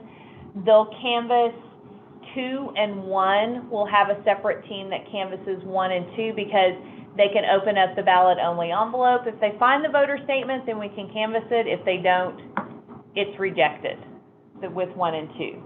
On number 3s, the one with no approved photo ID, if they don't find the ID, then it's flagged as provisional. But we can't forget that too, on election day, we still get regular ones in that haven't even been touched. My plan is, for election day, is for the canvassers to go through what we've already canvassed. To go through 1, 2, 3, 4, 5, 6, and 7, to review those. Once those are all reviewed, completed, reconciled, then the ballots that come in from the clerk's office election day, we will set up to canvass, so that nothing is intermingled. Right. And so that we can keep everything reconciled. I like that. So, yeah. So, so they'll reconcile all of these boxes before we go into the ballots that were received election day. And then they'll set to canvass those, kind of following the same guidelines, but they'll have a couple of different sheets because some are provisional and some will be rejected. So, the other process I want to change too is I want to do all of the canvassing before we start opening up the ballot-only envelopes. That didn't take us as long as I thought it would. I really thought it would take us a long time to open up the ballot-only envelopes and pull the ballots out, but that process, It went really quick. it went really fast, a lot faster than I If you've thought got it. everything else done, Right, at that point, you're like a horse to the water. yeah, it went a whole lot faster. Yeah. So with that in mind, I don't want to open up any ballot-only envelopes until all the canvassing is complete and everything is reconciled. Then, when we get into doing our canvassing, the ballot-only envelopes will start out with this sheet that tells them that there's 35 ballots in here, okay? They'll open these up and pull out the envelopes. So when they do that, then they will continue to fill the sheet out, because when they open up those envelopes, there might be a military ballot in there that they have to, that has to be recreated. So they'll tell me that they have 34, that out of the 35, there's going to be 34 that are actually going to run through the machine, and there's going to be one that has to be recreated. So the one that has to be recreated will have its own sheet that shows that it has to be recreated. So they'll put this sheet to know that, okay, this is recreated. How did they know at that point it has to be recreated? Oh, it's obvious, it looks like this. Oh, it's just really. Yeah, yeah. And it might even be on legal size paper, but it's like obvious, It's just a regular, it's not a ballot. not the Yeah, ballot. Oh, stock I see. paper. Yeah. Got it. Okay, Got it. so, are you gonna keep that orange list with the one that says there's 35 ballots in this batch? How's that gonna? So this will, this is the part we're still kind of working on. So this will come to be recreated. We'll have a list of how many that have to be recreated so that we can keep track of that. This sheet, and it'll kind of carry the same information that this came from table 2, came Oh, from good. Okay. table 5 Okay. kind of thing, so that we can match it up. So this tells me that I've got 34 here. I have one that needs to be recreated, which was 35, which is what we originally pulled out. And How do those get counted? Do you pull them back out of the ballot box and put the paper back with them? see, I don't know if I'm gonna do that as much as it goes into the DS-200, and then, they'll then put them in the DS-200, then they'll have this sheet, and when they run it through the DS-200, it'll show that, that 34 were counted, but 2 had, like, if it rejects any. Because then if it rejects any, we have to know that too. So then we'll, right? Yeah, the So- complexity that this all Right, has, and- and the number of procedures that you're having Exactly. to Right. create is, So, you know. But these are the numbers that we now have to report back because. right, We're adding quite a bit Oh, into huge. the election day procedures Yeah. here. right. So what I'm thinking, Kim, is, so this sheet will stay with that DS-200, and it's gonna show, and like, whenever you run into the DS-200, it keeps that public count. So I know I was supposed to run in 34 ballots. So, but, the machine rejected 2. Right. So I'm gonna write that number here, So when I add up, and I may need to rework this a little bit, I can count all of these to be counted, and then I know how many it rejected, and that number should reconcile to what's on my DS-200. It could be rejected for any reason. It might just be a smudge, right? Right, so with that in mind, You have to note for each, is this for each batch? no, okay, so What is this for? This is Okay. only for absentee ballots? this is only for absentee ballots. This is all, Okay. okay, so for absentee ballots, one, it can be recreated because it's the military ballot, okay? So those are already set aside. So when I take my ballots, because originally I thought I had 35 ballots to count, because I have 35 ballot-only envelopes. But when I open them up, I realize I've got one military ballot. So that means that I really only have 34 here. Then when I take it over to my DS-200, it rejects 2 of them for smudges. Then I'll set those aside because those will have to be recreated. So any one that has to be recreated, this is how we're kind of keeping track of the ones that are recreated, because we'll have a top sheet that goes with it to show that I recreated My these concern two. is that this is creating too many, I mean, you've obviously thought through this, but it is, They have to fill out. it's a lot of extra to keep up with. And these are ballots that are already gonna be counted, Yeah. right? Mhm. These have been approved. Mhm. We've gone through all the processes. These are ready to be counted. Mm-hmm. And then it's adding many additional Yeah. steps and forms on top of it for approved ballots that we're gonna count. Right. But the problem, so, This is internal in order for you to keep up with where each one of these ballots has gone. well, Correct. it's more so because I felt like keeping up with the number of ballots that have to be recreated. See, that's the problem. It's not that we've accepted these. It's that we have so many that have to be recreated. So at the end of the day, my DS-200, let's say I had 100 ballots, okay, that were accepted. But my DS-200 shows I only have 90 ballots that I've counted. Where'd the other 10 go? Yeah. They're the ones that are being recreated. So I have to be able to reconcile the number of ballots that were accepted to the number of ballots that were counted and to the ones that we're going to have to recreate, which we will count, but we have to recreate them. What I did for the general election is those that we had to recreate, I had a separate DS-200 to run those through. Mhm. That way, it kept up with how many of those.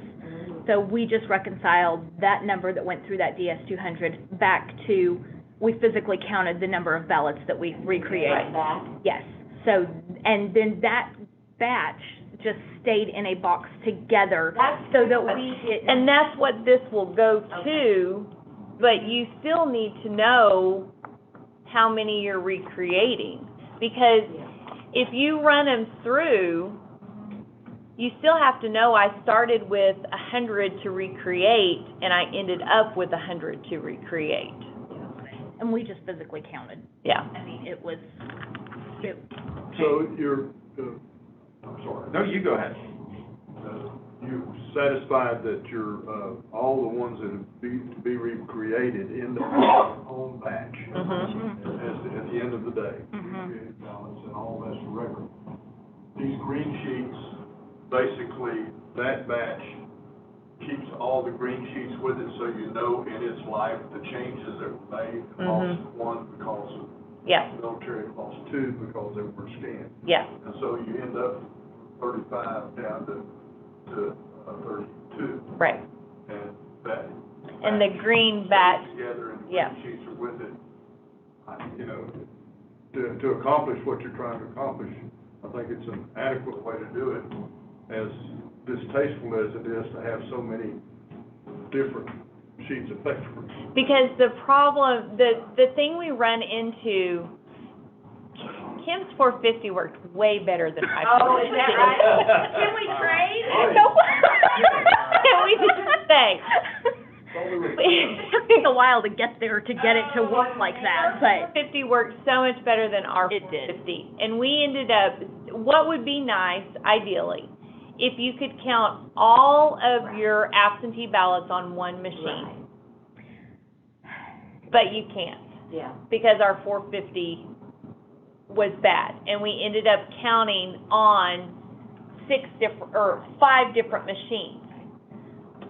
If I'm just taking stacks of ballots over to 5 different machines, I need a start Right. number. Like, Yeah. I need to Yeah. know, like, when I have this machine, that I started with 100 ballots and I ran through 100 ballots. If people are just bringing me stacks of ballots, at the end of the day, That's not gonna work. I don't know how many ballots. And then I'm just hoping that all my tapes Right. add up to what my accepted count was. This was my attempt to make sure that when I ran them through the different machines, I had a number Yeah.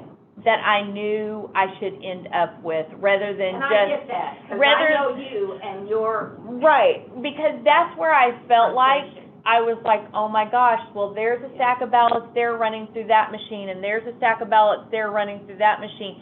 And yes, when we add up all the tapes, you're like, okay, do all the tapes add up to that total number accepted? If I have a mistake, where do I start to find it? Like, you know what I mean? And you think that this is gonna help you narrow down I where am- that mistake, if there was one. If there could is be. one, I think it will help us. I can rework this. Like I said, this part of it is new. Yeah. So as with anything new, it's kind of like, okay, this is, With experience, you'll find. exactly. This is where I kind of think I want to go. The nice thing about the primary is we should not have a ton of ballots. So the primary will kind of let us do a little bit of this and then make some changes to it when we come back. But what I didn't like from the general, I didn't like that this DS200 was just counting ballots, and I didn't know what my end number should be. Like, I feel like when we do in-person voting, and I get the tapes back from in-person voting, because I can look at Central Point tells me I should have 500 ballots from polling place A. When I look at the tape, I can see I've got 500 ballots. You know, I've got something to Control. Exactly. With just taking ballots to DS200s without knowing how many ballots were taken over there, I don't have a control until at the very end. And then if something is amiss, Then you've gotta start from, I don't know where the miss is. yeah. All right, let me ask you, is your 450 out of the box do okay? No. Okay, it wasn't out of the box then. You did have to have some tweaking done. yeah. All right, Like I said, it took us a while to get there. okay. We need to start now. I know, and get, yeah. And they need to get that machine where it works and works consistently, no matter what. If they're here every day, they're here every day. But we've gotta get that to work. And I think they're gonna work on it when they come and do our express votes. Okay, They're gonna work on it again. okay, They're, okay. because I've got to update the 450 as well. Okay, Yeah. but we just can't let that Because- machine gather dust. If indeed it truly does work, and if you think it works in your county, then it ought to work in Washington County. I will tell you, it did spit out a lot of ballots and didn't count them. We put a little over 5,000 ballots through the 450. But at the same time, we still had 5 DS200s running Oh, you did, okay. on top of that. Okay. We did almost 16,000 absentee ballots. So I put more through my 5 DS200s than I did through that 4, because it was spitting so many out that it was, Wasn't reliable even then. it wasn't. And I could take those ballots that it was spitting out, and I had a DS200 sitting right there, That was- and a lot of times it would go through the DS200. So it wasn't, I'm not gonna say it worked very extremely well, Yeah. but I think I was in a better situation than what you guys were with it. Right, right. And that was the other problem that I had with the DS-200, or with the 450, is because it would spit out ballots, but then the DS-200 would take it, we would then take those ballots to different DS-200s. This time I'm gonna have a dedicated DS-200 That's exactly for what the, I did. for the As a 450. backup. Yes, so it gets one more chance, so it's gonna run through the 450, and then it's going to have a dedicated DS-200 to run through, and if it's rejected then it has to be recreated. What does the 450 do? What makes it? It Counts it much faster. counts it faster. But if it's inaccurate. If it works. If it's inaccurate, it's to be fast. And the thing with the 450 that I like is it counts in batches. So see, Oh, this that's works right, well for the yeah. 450 because you can, so I bring these over here and I know there's 35 here. You can just run a batch.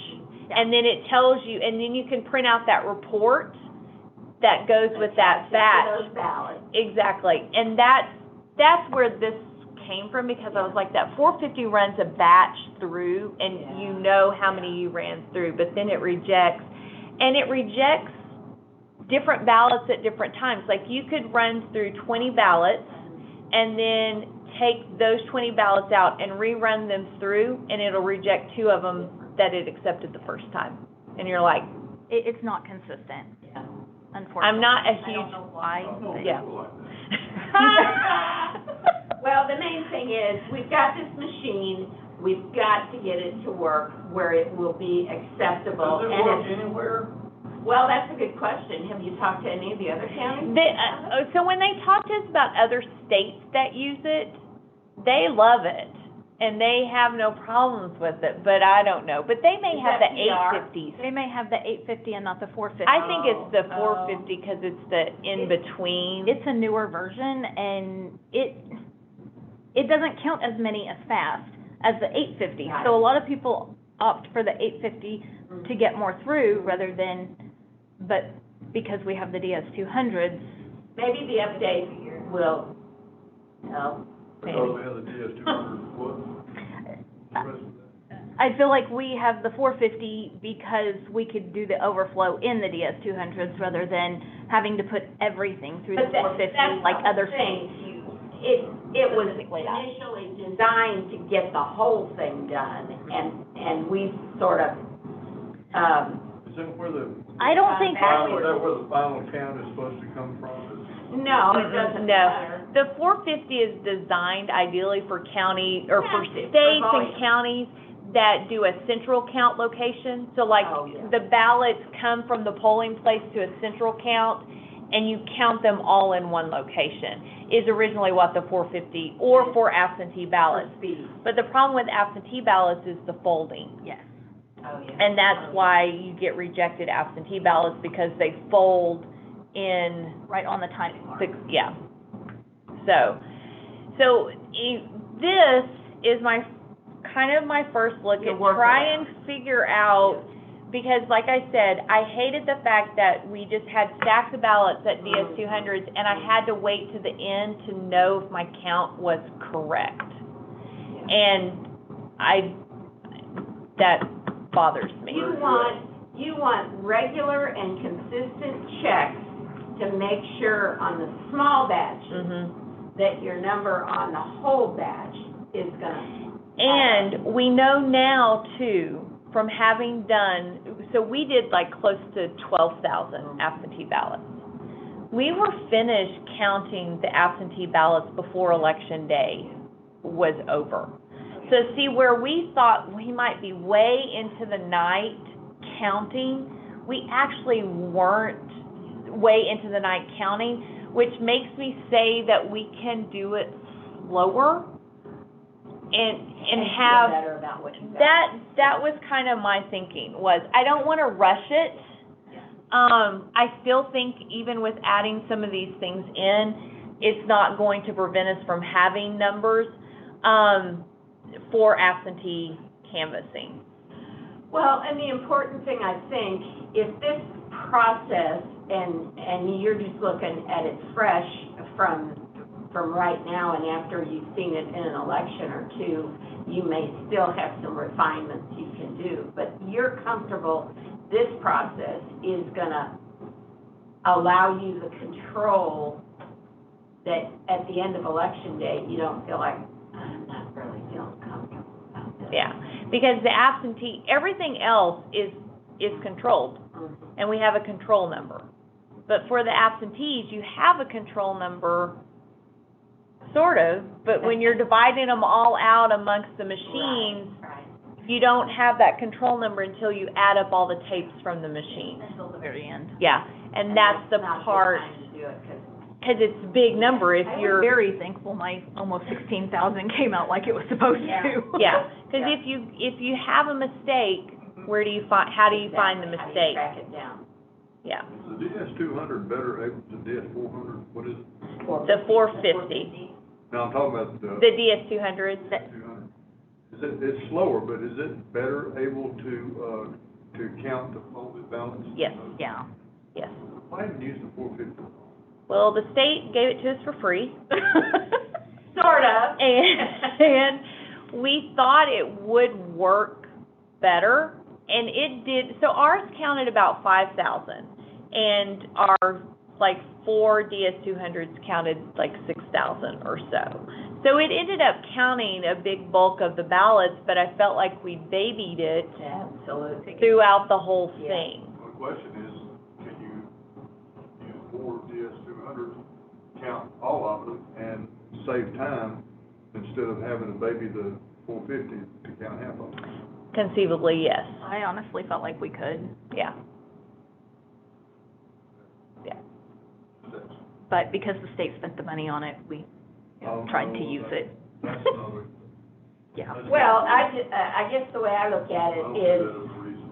if we have this machine, it needs to work properly. Mhm. It needs to live up to the ES&S billing for it. Yeah. If they feel like it's the right machine, then they need to be responsible to make sure it is, producing the results that they purportedly believe it should. Right. And we didn't have DS200s just sitting around, right? No. We had, We had them all going. yeah, exactly. Like, we didn't have like a bunch of Yeah. extras we could bring up there because Yeah. they were at polling locations. Yeah, we had every DS200 available We upstairs. had like 11 of them in there, or 13, We had maybe more. 6. I think we had Oh, like okay. 6, I was thinking yeah. it was more. So, like I said, I can rework and tweak this, but my takeaway from this is these little sheets of paper at the end of the day, like, you can go through and add it together, and that number should match your tape from the DS200. That was my thinking, and, you know, and looking at it, I think I probably need to make a box at the bottom so that I know we ran 34 through the DS200 and 2 were rejected, so that it's easy to figure out what numbers I'm adding.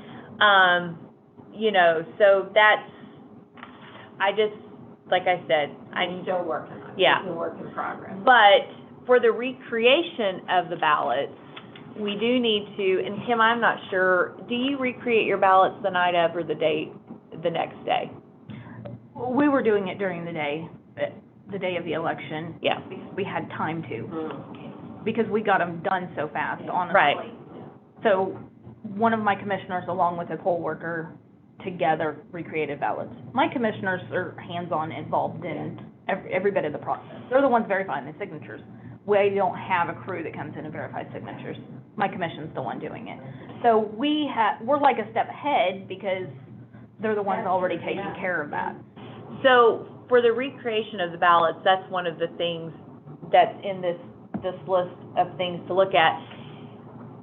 I feel like keeping track of ballots that were recreated is important too, and we can recreate them election night, or we can make the decision to recreate them the next day. But I do think we still need to, like, keep track of actually how many we recreated, and by running them through, like Kim's idea of just one DS200, at the end of the day, I have all these little sheets and I can add them up, and it'll tell me we had 50 that had to be recreated. The orange sheets tell me that, my DS-200 tells me I had 50 that we ran in and recreated. I think it's a good So, idea. yeah. So that's the idea behind the sheets for these. Well, and I think that's something that, the more people pay attention to election process, the more important it is for us to be able to, show where each ballot has gone and how many have been recreated. Right. And those are.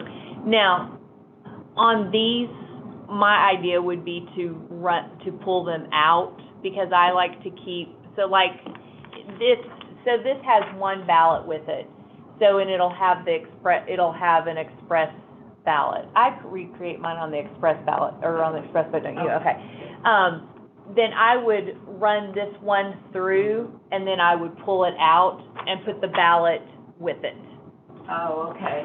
Because that way you keep the recreated ballot with the actual ballots. And we did that we would run that batch through, pull them out and keep them with the recreated batch.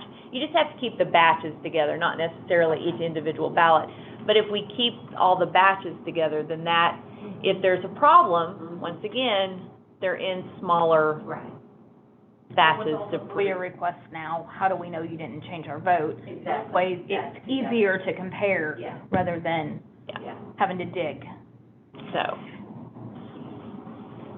And they will not go back in the batch that you've got with the green sheet. no, they'll be run through their own DS-200. Oh. Yeah, and they'll be kept in their own separate ballot box. Okay, good. So, yeah, All right. so.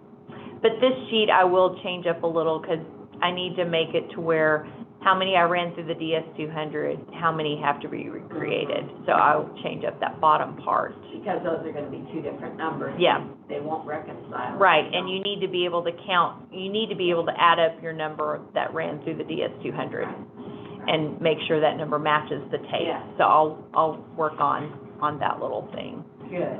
But, Leave this first through, where it's just ballots rejected by, maybe just make it consistent. okay, Maybe it's easier, I don't know. I think the form, the cleaner it is, the better. And I get just a few people are gonna be using it. right, but I But will, and we need to rework the bottom of it anyway. Yeah. cool. But that's the plan right now. So, yeah. Well, I mean, this is all, inside, and it is our internal process, but it does have to do with allowing you to make sure your numbers at each point are comparable, and that you can determine if there's an issue at what point that issue comes up. I think training the people who are Yes. doing this is gonna be very important, because There you it's adding numbers to a sheet Mhm. at different points in time that they've never done before. Yeah. Right, And but, they're on, a lot of the people who you have count ballots on election night have done that a long time. That's true. This is a whole new procedure, and they need to, as you suggested earlier, slow it down, and Yeah. because we have time, and learn the new process and make sure everything's being recorded. Well, and I think a big part of that is just an overall, atmospheric change of, we're gonna take this one step at a time. We're not gonna rush. No disrespect to the news media, but we'll get you your numbers when we can. But our first, responsibility is to make sure that this is done decently and in order. yeah, and that's my goal. I mean, and like I said, some of this may be tweaked. It may be that once they open up the ballots, we have them count, and they make stacks of 50 or stacks of whatever, but at least I know going up to that DS-200, they presented me with 200 ballots. I ran either 199 through there, and one has to be recreated, but I can reconcile that number. So So, yeah. And the process of recreating is gonna be different, I presume. So, too. I mean, because normally on election night, they're bringing us ballots and we're True. comparing them, and Yeah. it seems like that's gonna have to be a little different. so the Yeah. way it'll work is, so we have two options. We can recreate election night. We can also recreate the next day too. I'm If, trying to recreate election night, but I think it should all be done, it'll have to be done in one fell swoop, Yes. to some degree, it seems like. yeah, Or it'll just have to stay organized and very clear. What I recall is that we would get a ballot and recreate it that moment, and it would come from here, or it would come from over here, and, you know, it would be in Yep.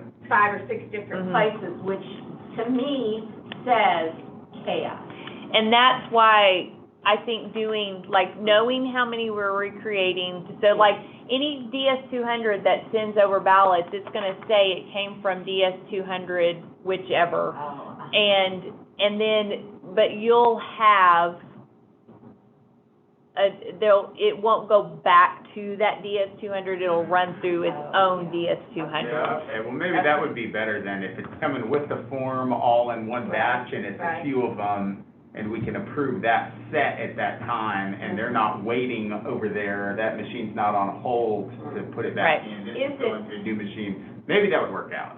Is it possible they could just make a stack for those, or I guess that doesn't work, because they're not coming from the same DS-200. So what they're gonna do, so I'm at DS-201, and I'm running through my 200 ballots. Well, every one that it rejects, I'm just setting aside. Okay. And once I get my stack of ballots Your run ballots, through, okay. then I'm gonna take, One and I'm by gonna one. count my rejected ballots, I'm gonna put this form on it, and it's gonna go to the crew that's gonna recreate. Okay. So because you have to have a crew that recreates. So then that crew's gonna recreate, and they'll reconcile and make sure that I received 50 ballots, I recreated 50 ballots, then that will go to the commission, then it'll go to its own machine Okay, to so be it doesn't put, come it back won't to go back, DS-201. because they're keeping track. You've already written those They've written it numbers down. here, so when they go through and their DS-200 shows 100 or 190 ballots, and they had 200 to start with, oh yeah, I rejected 10. Okay. They know that their numbers match, and we don't have to send them back. Well, that seems good, if it's one Yeah. going to a recreate team, and it's coming from one person who's giving it to us, and we're Right. confirming, giving it back to them and going to a new location. I mean, that seems good, we can do that Yeah, election night, that's a that's little better. bit easier than just getting them from Yeah. here, there, and everywhere, and, I mean, I agree. you know, at that point, all you're doing is recreating, and you're not really tracking Where it this goes. came from. So it'll funnel from multiple places to one location, and then stay streamlined from that one location. That seems great. Yeah, That seems great. Okay, I got that. Yeah. so yeah. All right, go on. What now?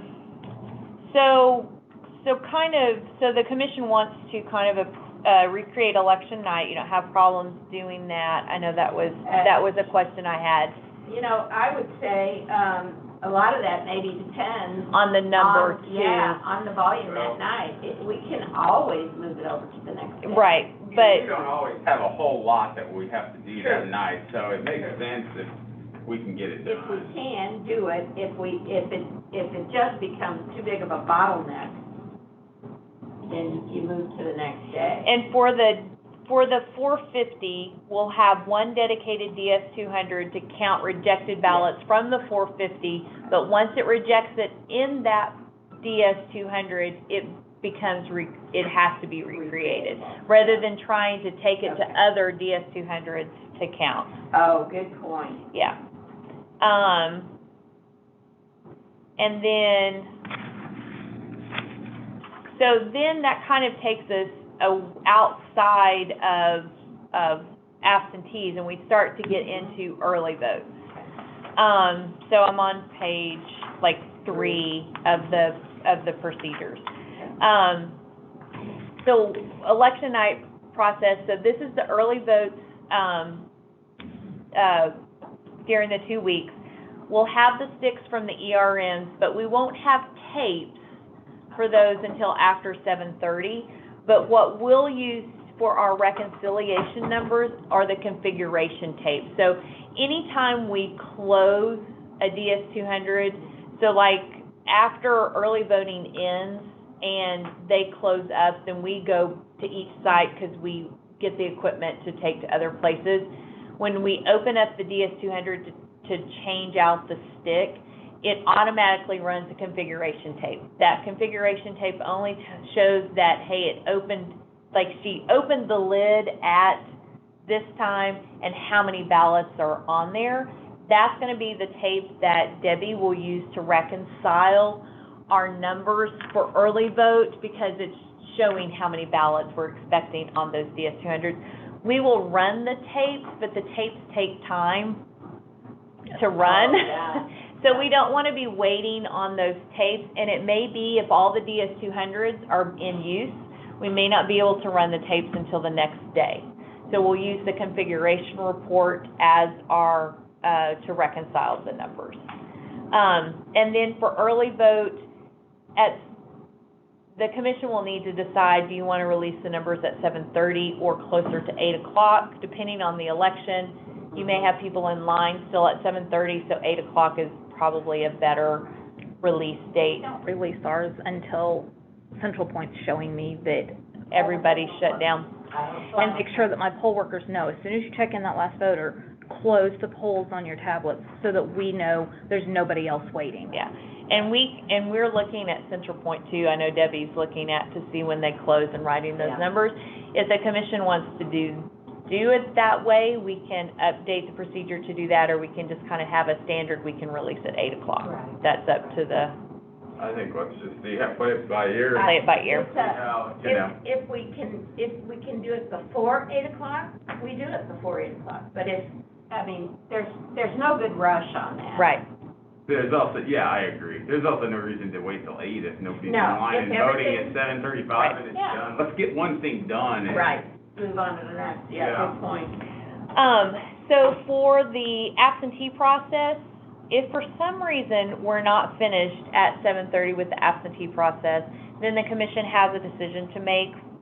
Do you want us to still keep counting, which would almost be preferable to be able to reconcile the numbers, or do you want us to release numbers at 7:30 or with early vote? Or do you want us to wait until we have finished counting everything for absentees and release those when we're finished with those? That is something for the commission to have to think about on how we want to do that. Ideally, we would all be done at 7:30, but for some reason, if we're not. Yeah, let's just start at the earliest hour possible and just hopefully get it done. Yeah, and I think that's a big part of it is, I hate for us to stop in mid-process, but if it looks like we've got 3 hours left, then, yeah, release something. But if it looks like we've got 20 minutes left, let it go. I agree. Yeah, okay, Judgment call, okay, Yeah, not yeah. okay. yeah. This same goes with the election night process. So, does the commission want to release numbers, and I just gave you options like 9:30, 10, 10:30, or do we want to just kind of play it by ear and say we have one ballot box left, let's wait and release all of them, or just kind of keep it as, well, we're still waiting on 20 boxes and it's 9:30, Right. can we release numbers Something. at 9:30? Yeah. With that in mind, what I've asked Debbie to do, actually, when she sets up ERM, we have, so basically there's categories. So there's early vote, there's absentee, there's election day. I am gonna have Debbie set up election day and then election day like part 2 or after 9:30. So that all the ones that come in, up until a certain point, if the commission is like, okay, at 9:30, I want us to release numbers because we're still waiting on 20 more boxes to come in, then we can release numbers, and then everything that comes in after 9:30, she'll read into a different column, so that once we've reconciled one set of numbers, we don't have to go back in and reconcile again. So like, for instance, we've added up, so polling places 1 through 10 have come in. We know that all those numbers are correct. Anything that comes in after 9:30 that we're reading in, we'll read into a second column, and so we can reconcile just those numbers, so that we're not having to backtrack. I guess my initial response to that is, are these numbers for releasing to the public? My concern is that once you begin to release them and people get a skewed perspective on some of those numbers, and then later on, something else, the next set of numbers doesn't seem to follow in a way. They only get a summary. Add together. Well, Yeah, it's and we just- can release to the public a summary. That's what I'm thinking. We keep a detail report with the different Two columns. columns, yeah. They just get a summary Okay. report, so they Yeah. don't see the different columns. Okay, yeah, that They would do be- eventually end up, though, the Secretary of State's website has all the different columns. And so, but it'll say election day after 9:30, or Okay. it'll say something election Yeah. day, so yeah. So, There's not but a the lot of people that public, look at that. no, but the public would just get a summary, summary. right? Okay. Yeah, I like that. And then, we've talked about this previously. Fortunately, we've been lucky. If we see that it is getting close as after 11:30, and we're still waiting on 20 ballot boxes, do we still keep counting? Like, how do we reconcile? Obviously, we won't go home till the ballot boxes come, but do we just decide we're waiting for the materials to come in, and then we'll start counting again in the morning? Because at some point, you become overtired and you make mistakes. And so at some point, the commission will have to decide, do we want to still keep counting till 2 in the morning? We did longer than that Yeah. in the past. So, but fortunately, with the new voting equipment, we're 10:30, Yeah. still even last go-round, so yeah. Yeah. So, but that's just something to keep in mind. And then a lot of this, some of the other stuff is just kind of for me to remember, Yeah. these are the Yeah. things Yeah. that we have to do, but so that the election commission is also aware of the number of things that are still out there. So this would be reconciliation. These are the numbers, of in-person absentee ballots to be recreated, outstanding absentee ballots uncounted, if we had any uncounted ones. And then, so that's, just something for us, but for the commission to be aware of, that there's still votes that could possibly be counted, because you'll get asked that question. Then Wednesday, after the election, I have appreciated the fact that we have moved our provisional ballot review to the Thursday after the election, which gives us Wednesday to be able to get everything to the clerks and get everything organized. So this is kind of setting up what we would do for Wednesday. I do have one note on here. For the absentee ballots that do not have ID, the commission has not reviewed those yet. But we know they're accepted in the sense that they're just missing the ID. All they have to do is come and show ID. We could mail letters to those voters on Wednesday rather than waiting till Thursday. Yeah, do it, because there's nothing that we can see or Right. change. Right. If there's no ID, there's no ID. Right. It's been reviewed twice by folks canvassing True. the absentee Right. ballot, so I'd say mail that letter out Wednesday as early as you can. Because there's no reason for us to look at it, Yeah, there's nothing, I mean, you're gonna look at it on That's the whole- Thursday, there's an ID but or it there's gives. not an ID, you Right. know? Right. It's And not they've like, got- does the signature match? They've Right. got until the next Monday then. Right. But if they don't get their mail Right, until Monday afternoon, Yeah. oh crap. right. So that's why I have that note in here. Yeah, I find the same thing. For us to go ahead and mail the letters out on Wednesday without the commission having formally looked at them, because we know who they are, The reason why. is- and we know the reason why. Yeah. I'd say do it, Okay. Yeah, do. yeah. If there is any counting that we have to do the next day, we would need at least a quorum for the commission to come and watch us count, on Wednesday. And then on Thursday, the commission would meet, and go over the provisional review and reconcile numbers, and then,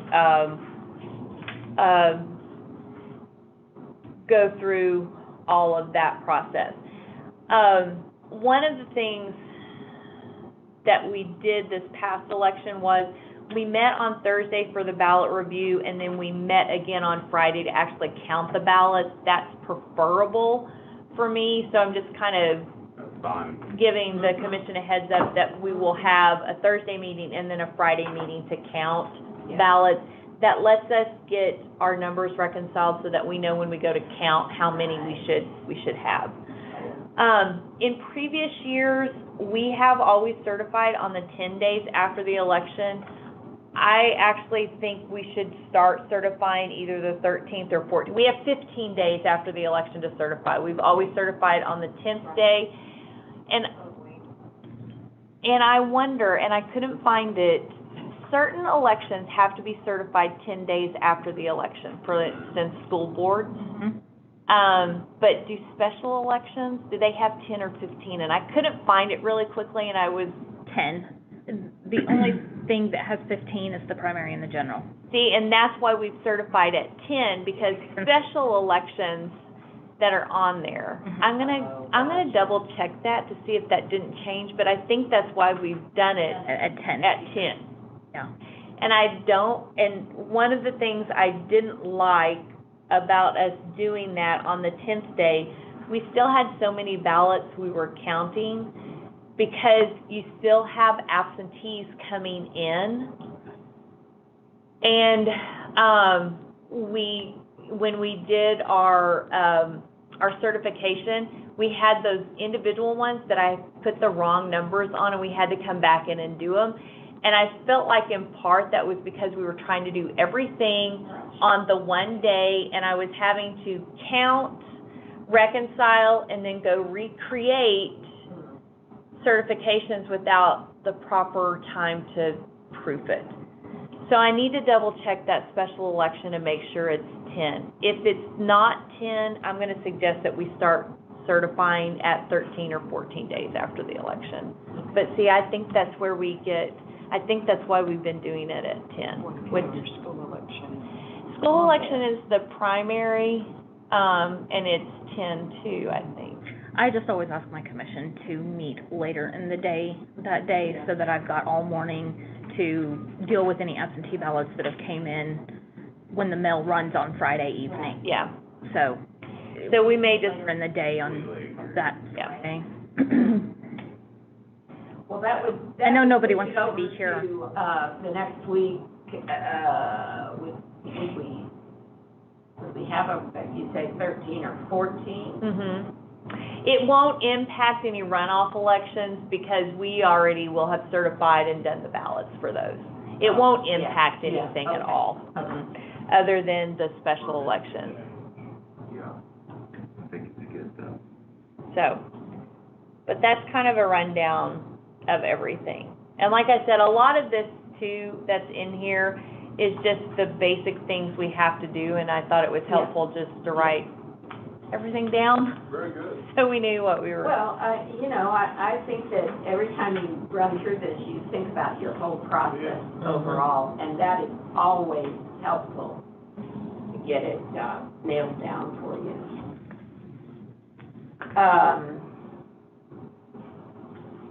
We'll obviously have some refinements as time goes on. Kim, do you count your absentee ballots without the commission there, or do you? So, because mine like to certify the signatures, one of them drops in and compares the signatures for me, and then count? we go ahead and add it Okay. to before we certify it, without them there. Okay. I think it's a good idea to have A commission. simply because there's accountability there, Mhm. and, it doesn't put the onus on whoever is, not in the official position. Yeah, well, and that's why we've moved to making sure when we count, the commission is there with us. So it may just be that Friday after the election, or 10 days after the election, the commission is just there for the day. Yeah. And we'll have a pause when we go down and create the certificates and let us proof them, rather than, like the whole election last year, I just felt rushed. You were running to keep up. And it did, and I was trying to think of a way to slow down where we can. That's why I was looking at doing the certifying 13 to 14 days after, but if special elections have to be certified at 10 days, then we don't have that option. But I'll verify that 10 or 15 days. It'd be good to have it be consistent, whatever it is. Yeah, well, the election laws are not consistent across the board, and this is where we run into I get multiple it. problems. I get it. So, yeah. Okay, well, have we, covered that, in toto, at least for now? I think so. Okay. All right, well, let's move on to purchase request for election supplies. Okay. So it's starting to add up. Basically, if we were to scan as the tables are going, we already have one scanner. But you authorized us to buy 3 total. Okay. It would be adding 6, for a cost of about $1,700 to get a scanner for each table. We're also asking for, this is one of the things Kim was talking about, when she does her list of voters, she's actually having them create 2 lists of voters as they're writing. She has 2 extra people, but I was thinking it would be really nice if we actually had a copier over at the canvassing location, and that way when these lists of voters come in, we can copy it, and then we can put one with the voter statements, and we keep one out for our records. Can you do a 2-part form? So the second part is not always legible, and I think we would have to order carbon copies. We'd have to order those. But there's other things that I think they would copy too, that having a copier over there might actually be nice. Such as like the balancing sheets and just different things like that to just have different copies of. So, yeah. I'm just thinking,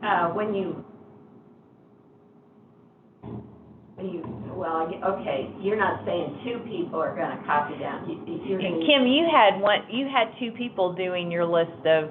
I did. Yeah. One person would write it down, then they'd hand it to the next person, and they'd write it down, and then it would go in the box. So I think overall, just find a copier Yeah.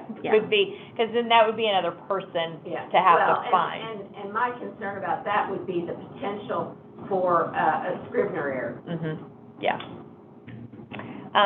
So we would ask to be able to purchase like just a basic copier, and printer, so that so basically we will be able to use that same training room that we used last year, which was great, but when Evelyn's over there, she didn't have anything, and so we'll have a computer for her, and if she had a computer and printer, whenever she runs out of a form, she can print it herself rather than asking me to print and run things over there. So basically, she would have the ability to do those types of things. Do we have a place to use this machine after election? So we would, if we get the appropriate one, then, Tanya could use it at the South Campus, because Tanya's copier at the South Campus does not print labels well, and she could print labels off of it, and we could use it in the. I was just thinking maybe a rental, but. See, I thought about that too. I thought about checking, with a copier place for a rental, but every time we'd do that, we'd have to turn around and rent it, and then rent it for a week, and then take it back. And I just figured long-term, we probably would get more use out of just purchasing a copier, or a printer copier. You're asking for one machine? Yes. One printer machine? Yeah. For that ballot? Mhm. Yeah, okay. Yeah. Yeah. And then, so the BOD printer that we have up in Becky's office, got toner spilt in it, like really bad. And we've tried to clean it as much as we can, and I asked ES&S, what can we do? He said, once you have a bad toner spill, he said, you pretty much have to replace it. And we've done our very best to try and clean it as much as we can, and we just cannot. It still prints black on the stub and the very top of the ballot, which we know will eventually cause us problems when we go to run them through the DS200. So this would be replacing, we need to replace the BOD printer. Does it go back up to Becky's then? So what we're thinking is, the BOD printer, the new one would go back to Becky's. But the one that has the problems, we could actually use in our office and print the test decks and print different things on it in our office, because basically what I do when I do the BOD, I take the computer from her office, bring it down, I load the election, and then I take it up and I print like test decks and different things like that. But if we had it down in our office, I could just print the test deck and then take it up. Well, I guess my question is, and no disrespect to the people in Becky's office, but hopefully somebody's using a BOD that understands. Yeah. Yeah, it's very high priced printer, yeah. And that's, I mean, if it only takes one spill, that is huge in my view. Yeah. Yeah, it was bad. So, and we did our best. Debbie had on a hazmat suit out there. We tried to clean it out as best we could. I know we should have, but. This is all part of the but that toner, we just, office, right? we just could not get it to come clean. Man. So I really think, and we got it in 2018, so it's several years old. Yeah. So I think and the number of ballots we're printing off of it. That's a good point, yeah. You know. I just think, put the fear of God into whoever's using it, don't you wreck it. Or just let us do it, and then if we did it, then we did it. So yeah, that's a good point. So this is the total request, $16,000. Yeah. Okay. Yeah. Money budgeted for it, is that what you're showing down here? So yes, so in current supplies we have $10,000 and $10,754, and in small equipment we have $33,000. We originally put money in there for small equipment for possibly express votes.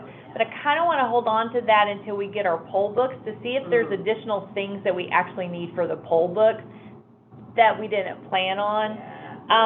And so we have the money for all of the different things that I have on here. And so there's some things on here I don't have priced out, such as provisional ballot costs, the Microsoft Office, because we got refurbished computers, but they didn't have Microsoft Office on them, so I'm going to have to get Microsoft Office for them. And then under election supplies, we need to replace the supervisor tubs. We'd like to get all yellow so that our different tubs for the supervisors, yellow for supervisors, gray for cords, and blue for the COVID supplies, so it's really easy for them. Yeah.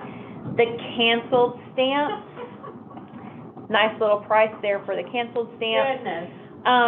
With features, what are the features? Okay, so this was something that Kim had talked about, and I've talked about with American Stamps too, Kim went ahead and ordered canceled stamps that have, because they're required to do the date, time, printed name of the poll worker, and signature of the poll worker. Her stamp has all of that on there so that the poll worker doesn't Fills it in. miss a step with it. And so if we go with the ones with all those features on it, they're $43.15 a piece. Yeah. If we just go with canceled, it's $34.35. I'm paying just a little bit more by ordering them through American Stamp, but he'll come back in and re-ink them for me and take care of them for me. And so he does all, Is that somebody local? it is. He does all of the stamps for the whole courthouse and pretty much for the state, so I've been working with him on these. So initially, I had thought about ordering 60 with the features, so that's one for every polling place, and then 60 of just the canceled ones, because if we don't stamp and we misplace our stamp, we're out of compliance with the law.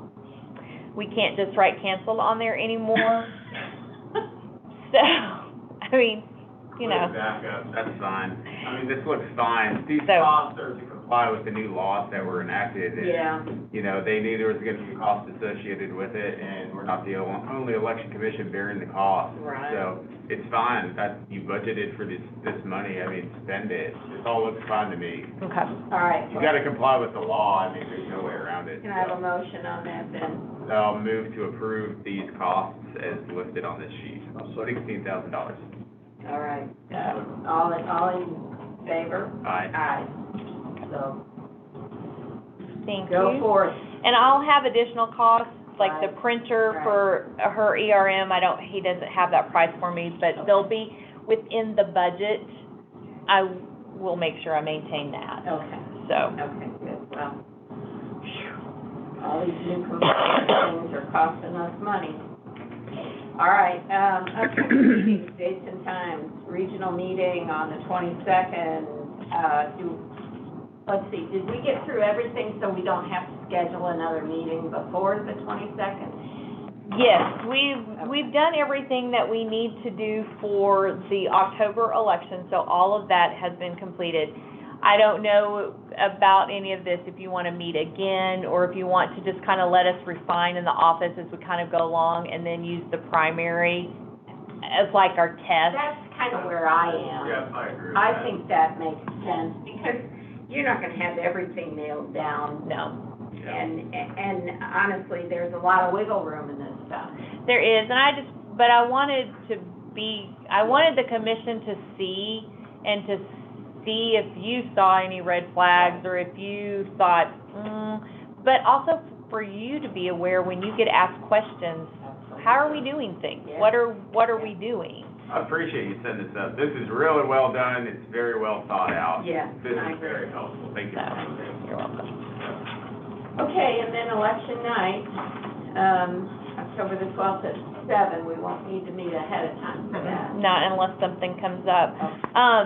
The meeting on the 22nd, is there any hesitation about meeting in person? Do we want to try and do it virtual, or just go ahead and just plan on meeting in person at the sheriff's office? What have you heard from other counties? I haven't heard anything from any other counties. I know that Jeff Hawkins is planning on being there, and I've asked Leslie to come, and to bring Shelby from, is Shelby with the Arkansas GIS?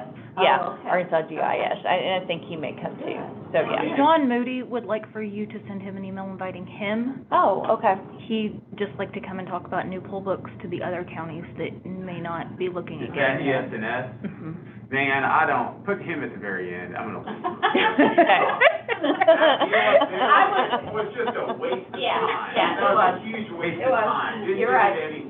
Yeah. I mean, I understand John Moody wants to make money and sell more poll books for Yeah. yes and S, but we're putting that at the But end. that's the Right. whole point, it's for making money, and Yeah. that's Yeah. not why we're here. That's No. exactly it, Renee. Well, the other counties may find a useful, Right, like, right. Sebastian County contacted me, and Oh. her poll books are starting to go down, but she's kind of debating on whether or not to look at getting the new poll books or replacing the ones that she's got with the current ones. And Crawford County Just too. Yeah. Give them kind of an idea as to what they were looking at, if he could demo them for them. That meeting up They're there, here. like, he didn't know his audience, you know? He was That's talking to right. election officials. That's right. Get to the meat, you know? He's starting like, we're idiots and don't know anything about elections, you know your audience. I mean, that's rule number one. Yeah, exactly. So, yeah, well, I walked out 30 minutes in. It was just a waste of all of our time. I love And it. If you're gonna schedule a meeting, make it important, you know? Let's get to the point. Meetings that mean nothing. Exactly. Yeah. So put them at the end. Okay, all right, I totally agree with that. You know, we don't need to be involved in the sales pitch. We're already sold. Right. Yeah. Whether we're sold or not, we're sold. We have them ordered and I mean, yeah, they'll be here, hopefully before the first part of December. yeah. We're having an issue getting the stands that they go in. So those are on back order right now. So as soon as they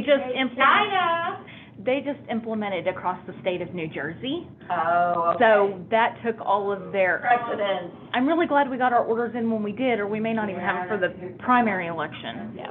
Honestly. Okay, well, other business? I Yeah. feel like we've, No, I'm fine in person, do a virtual option for people, or Yeah, other that's counties okay. that might not be able to come. I don't know if we can set up a camera I or don't- something for the speaker. I Is don't that an know. option? I'll Just check for and people see. available, whether it's COVID or not, I Have mean, we if not they had can't make it, they might wanna virtual see over it. there before? No, we can't do virtual down at the sheriff's office.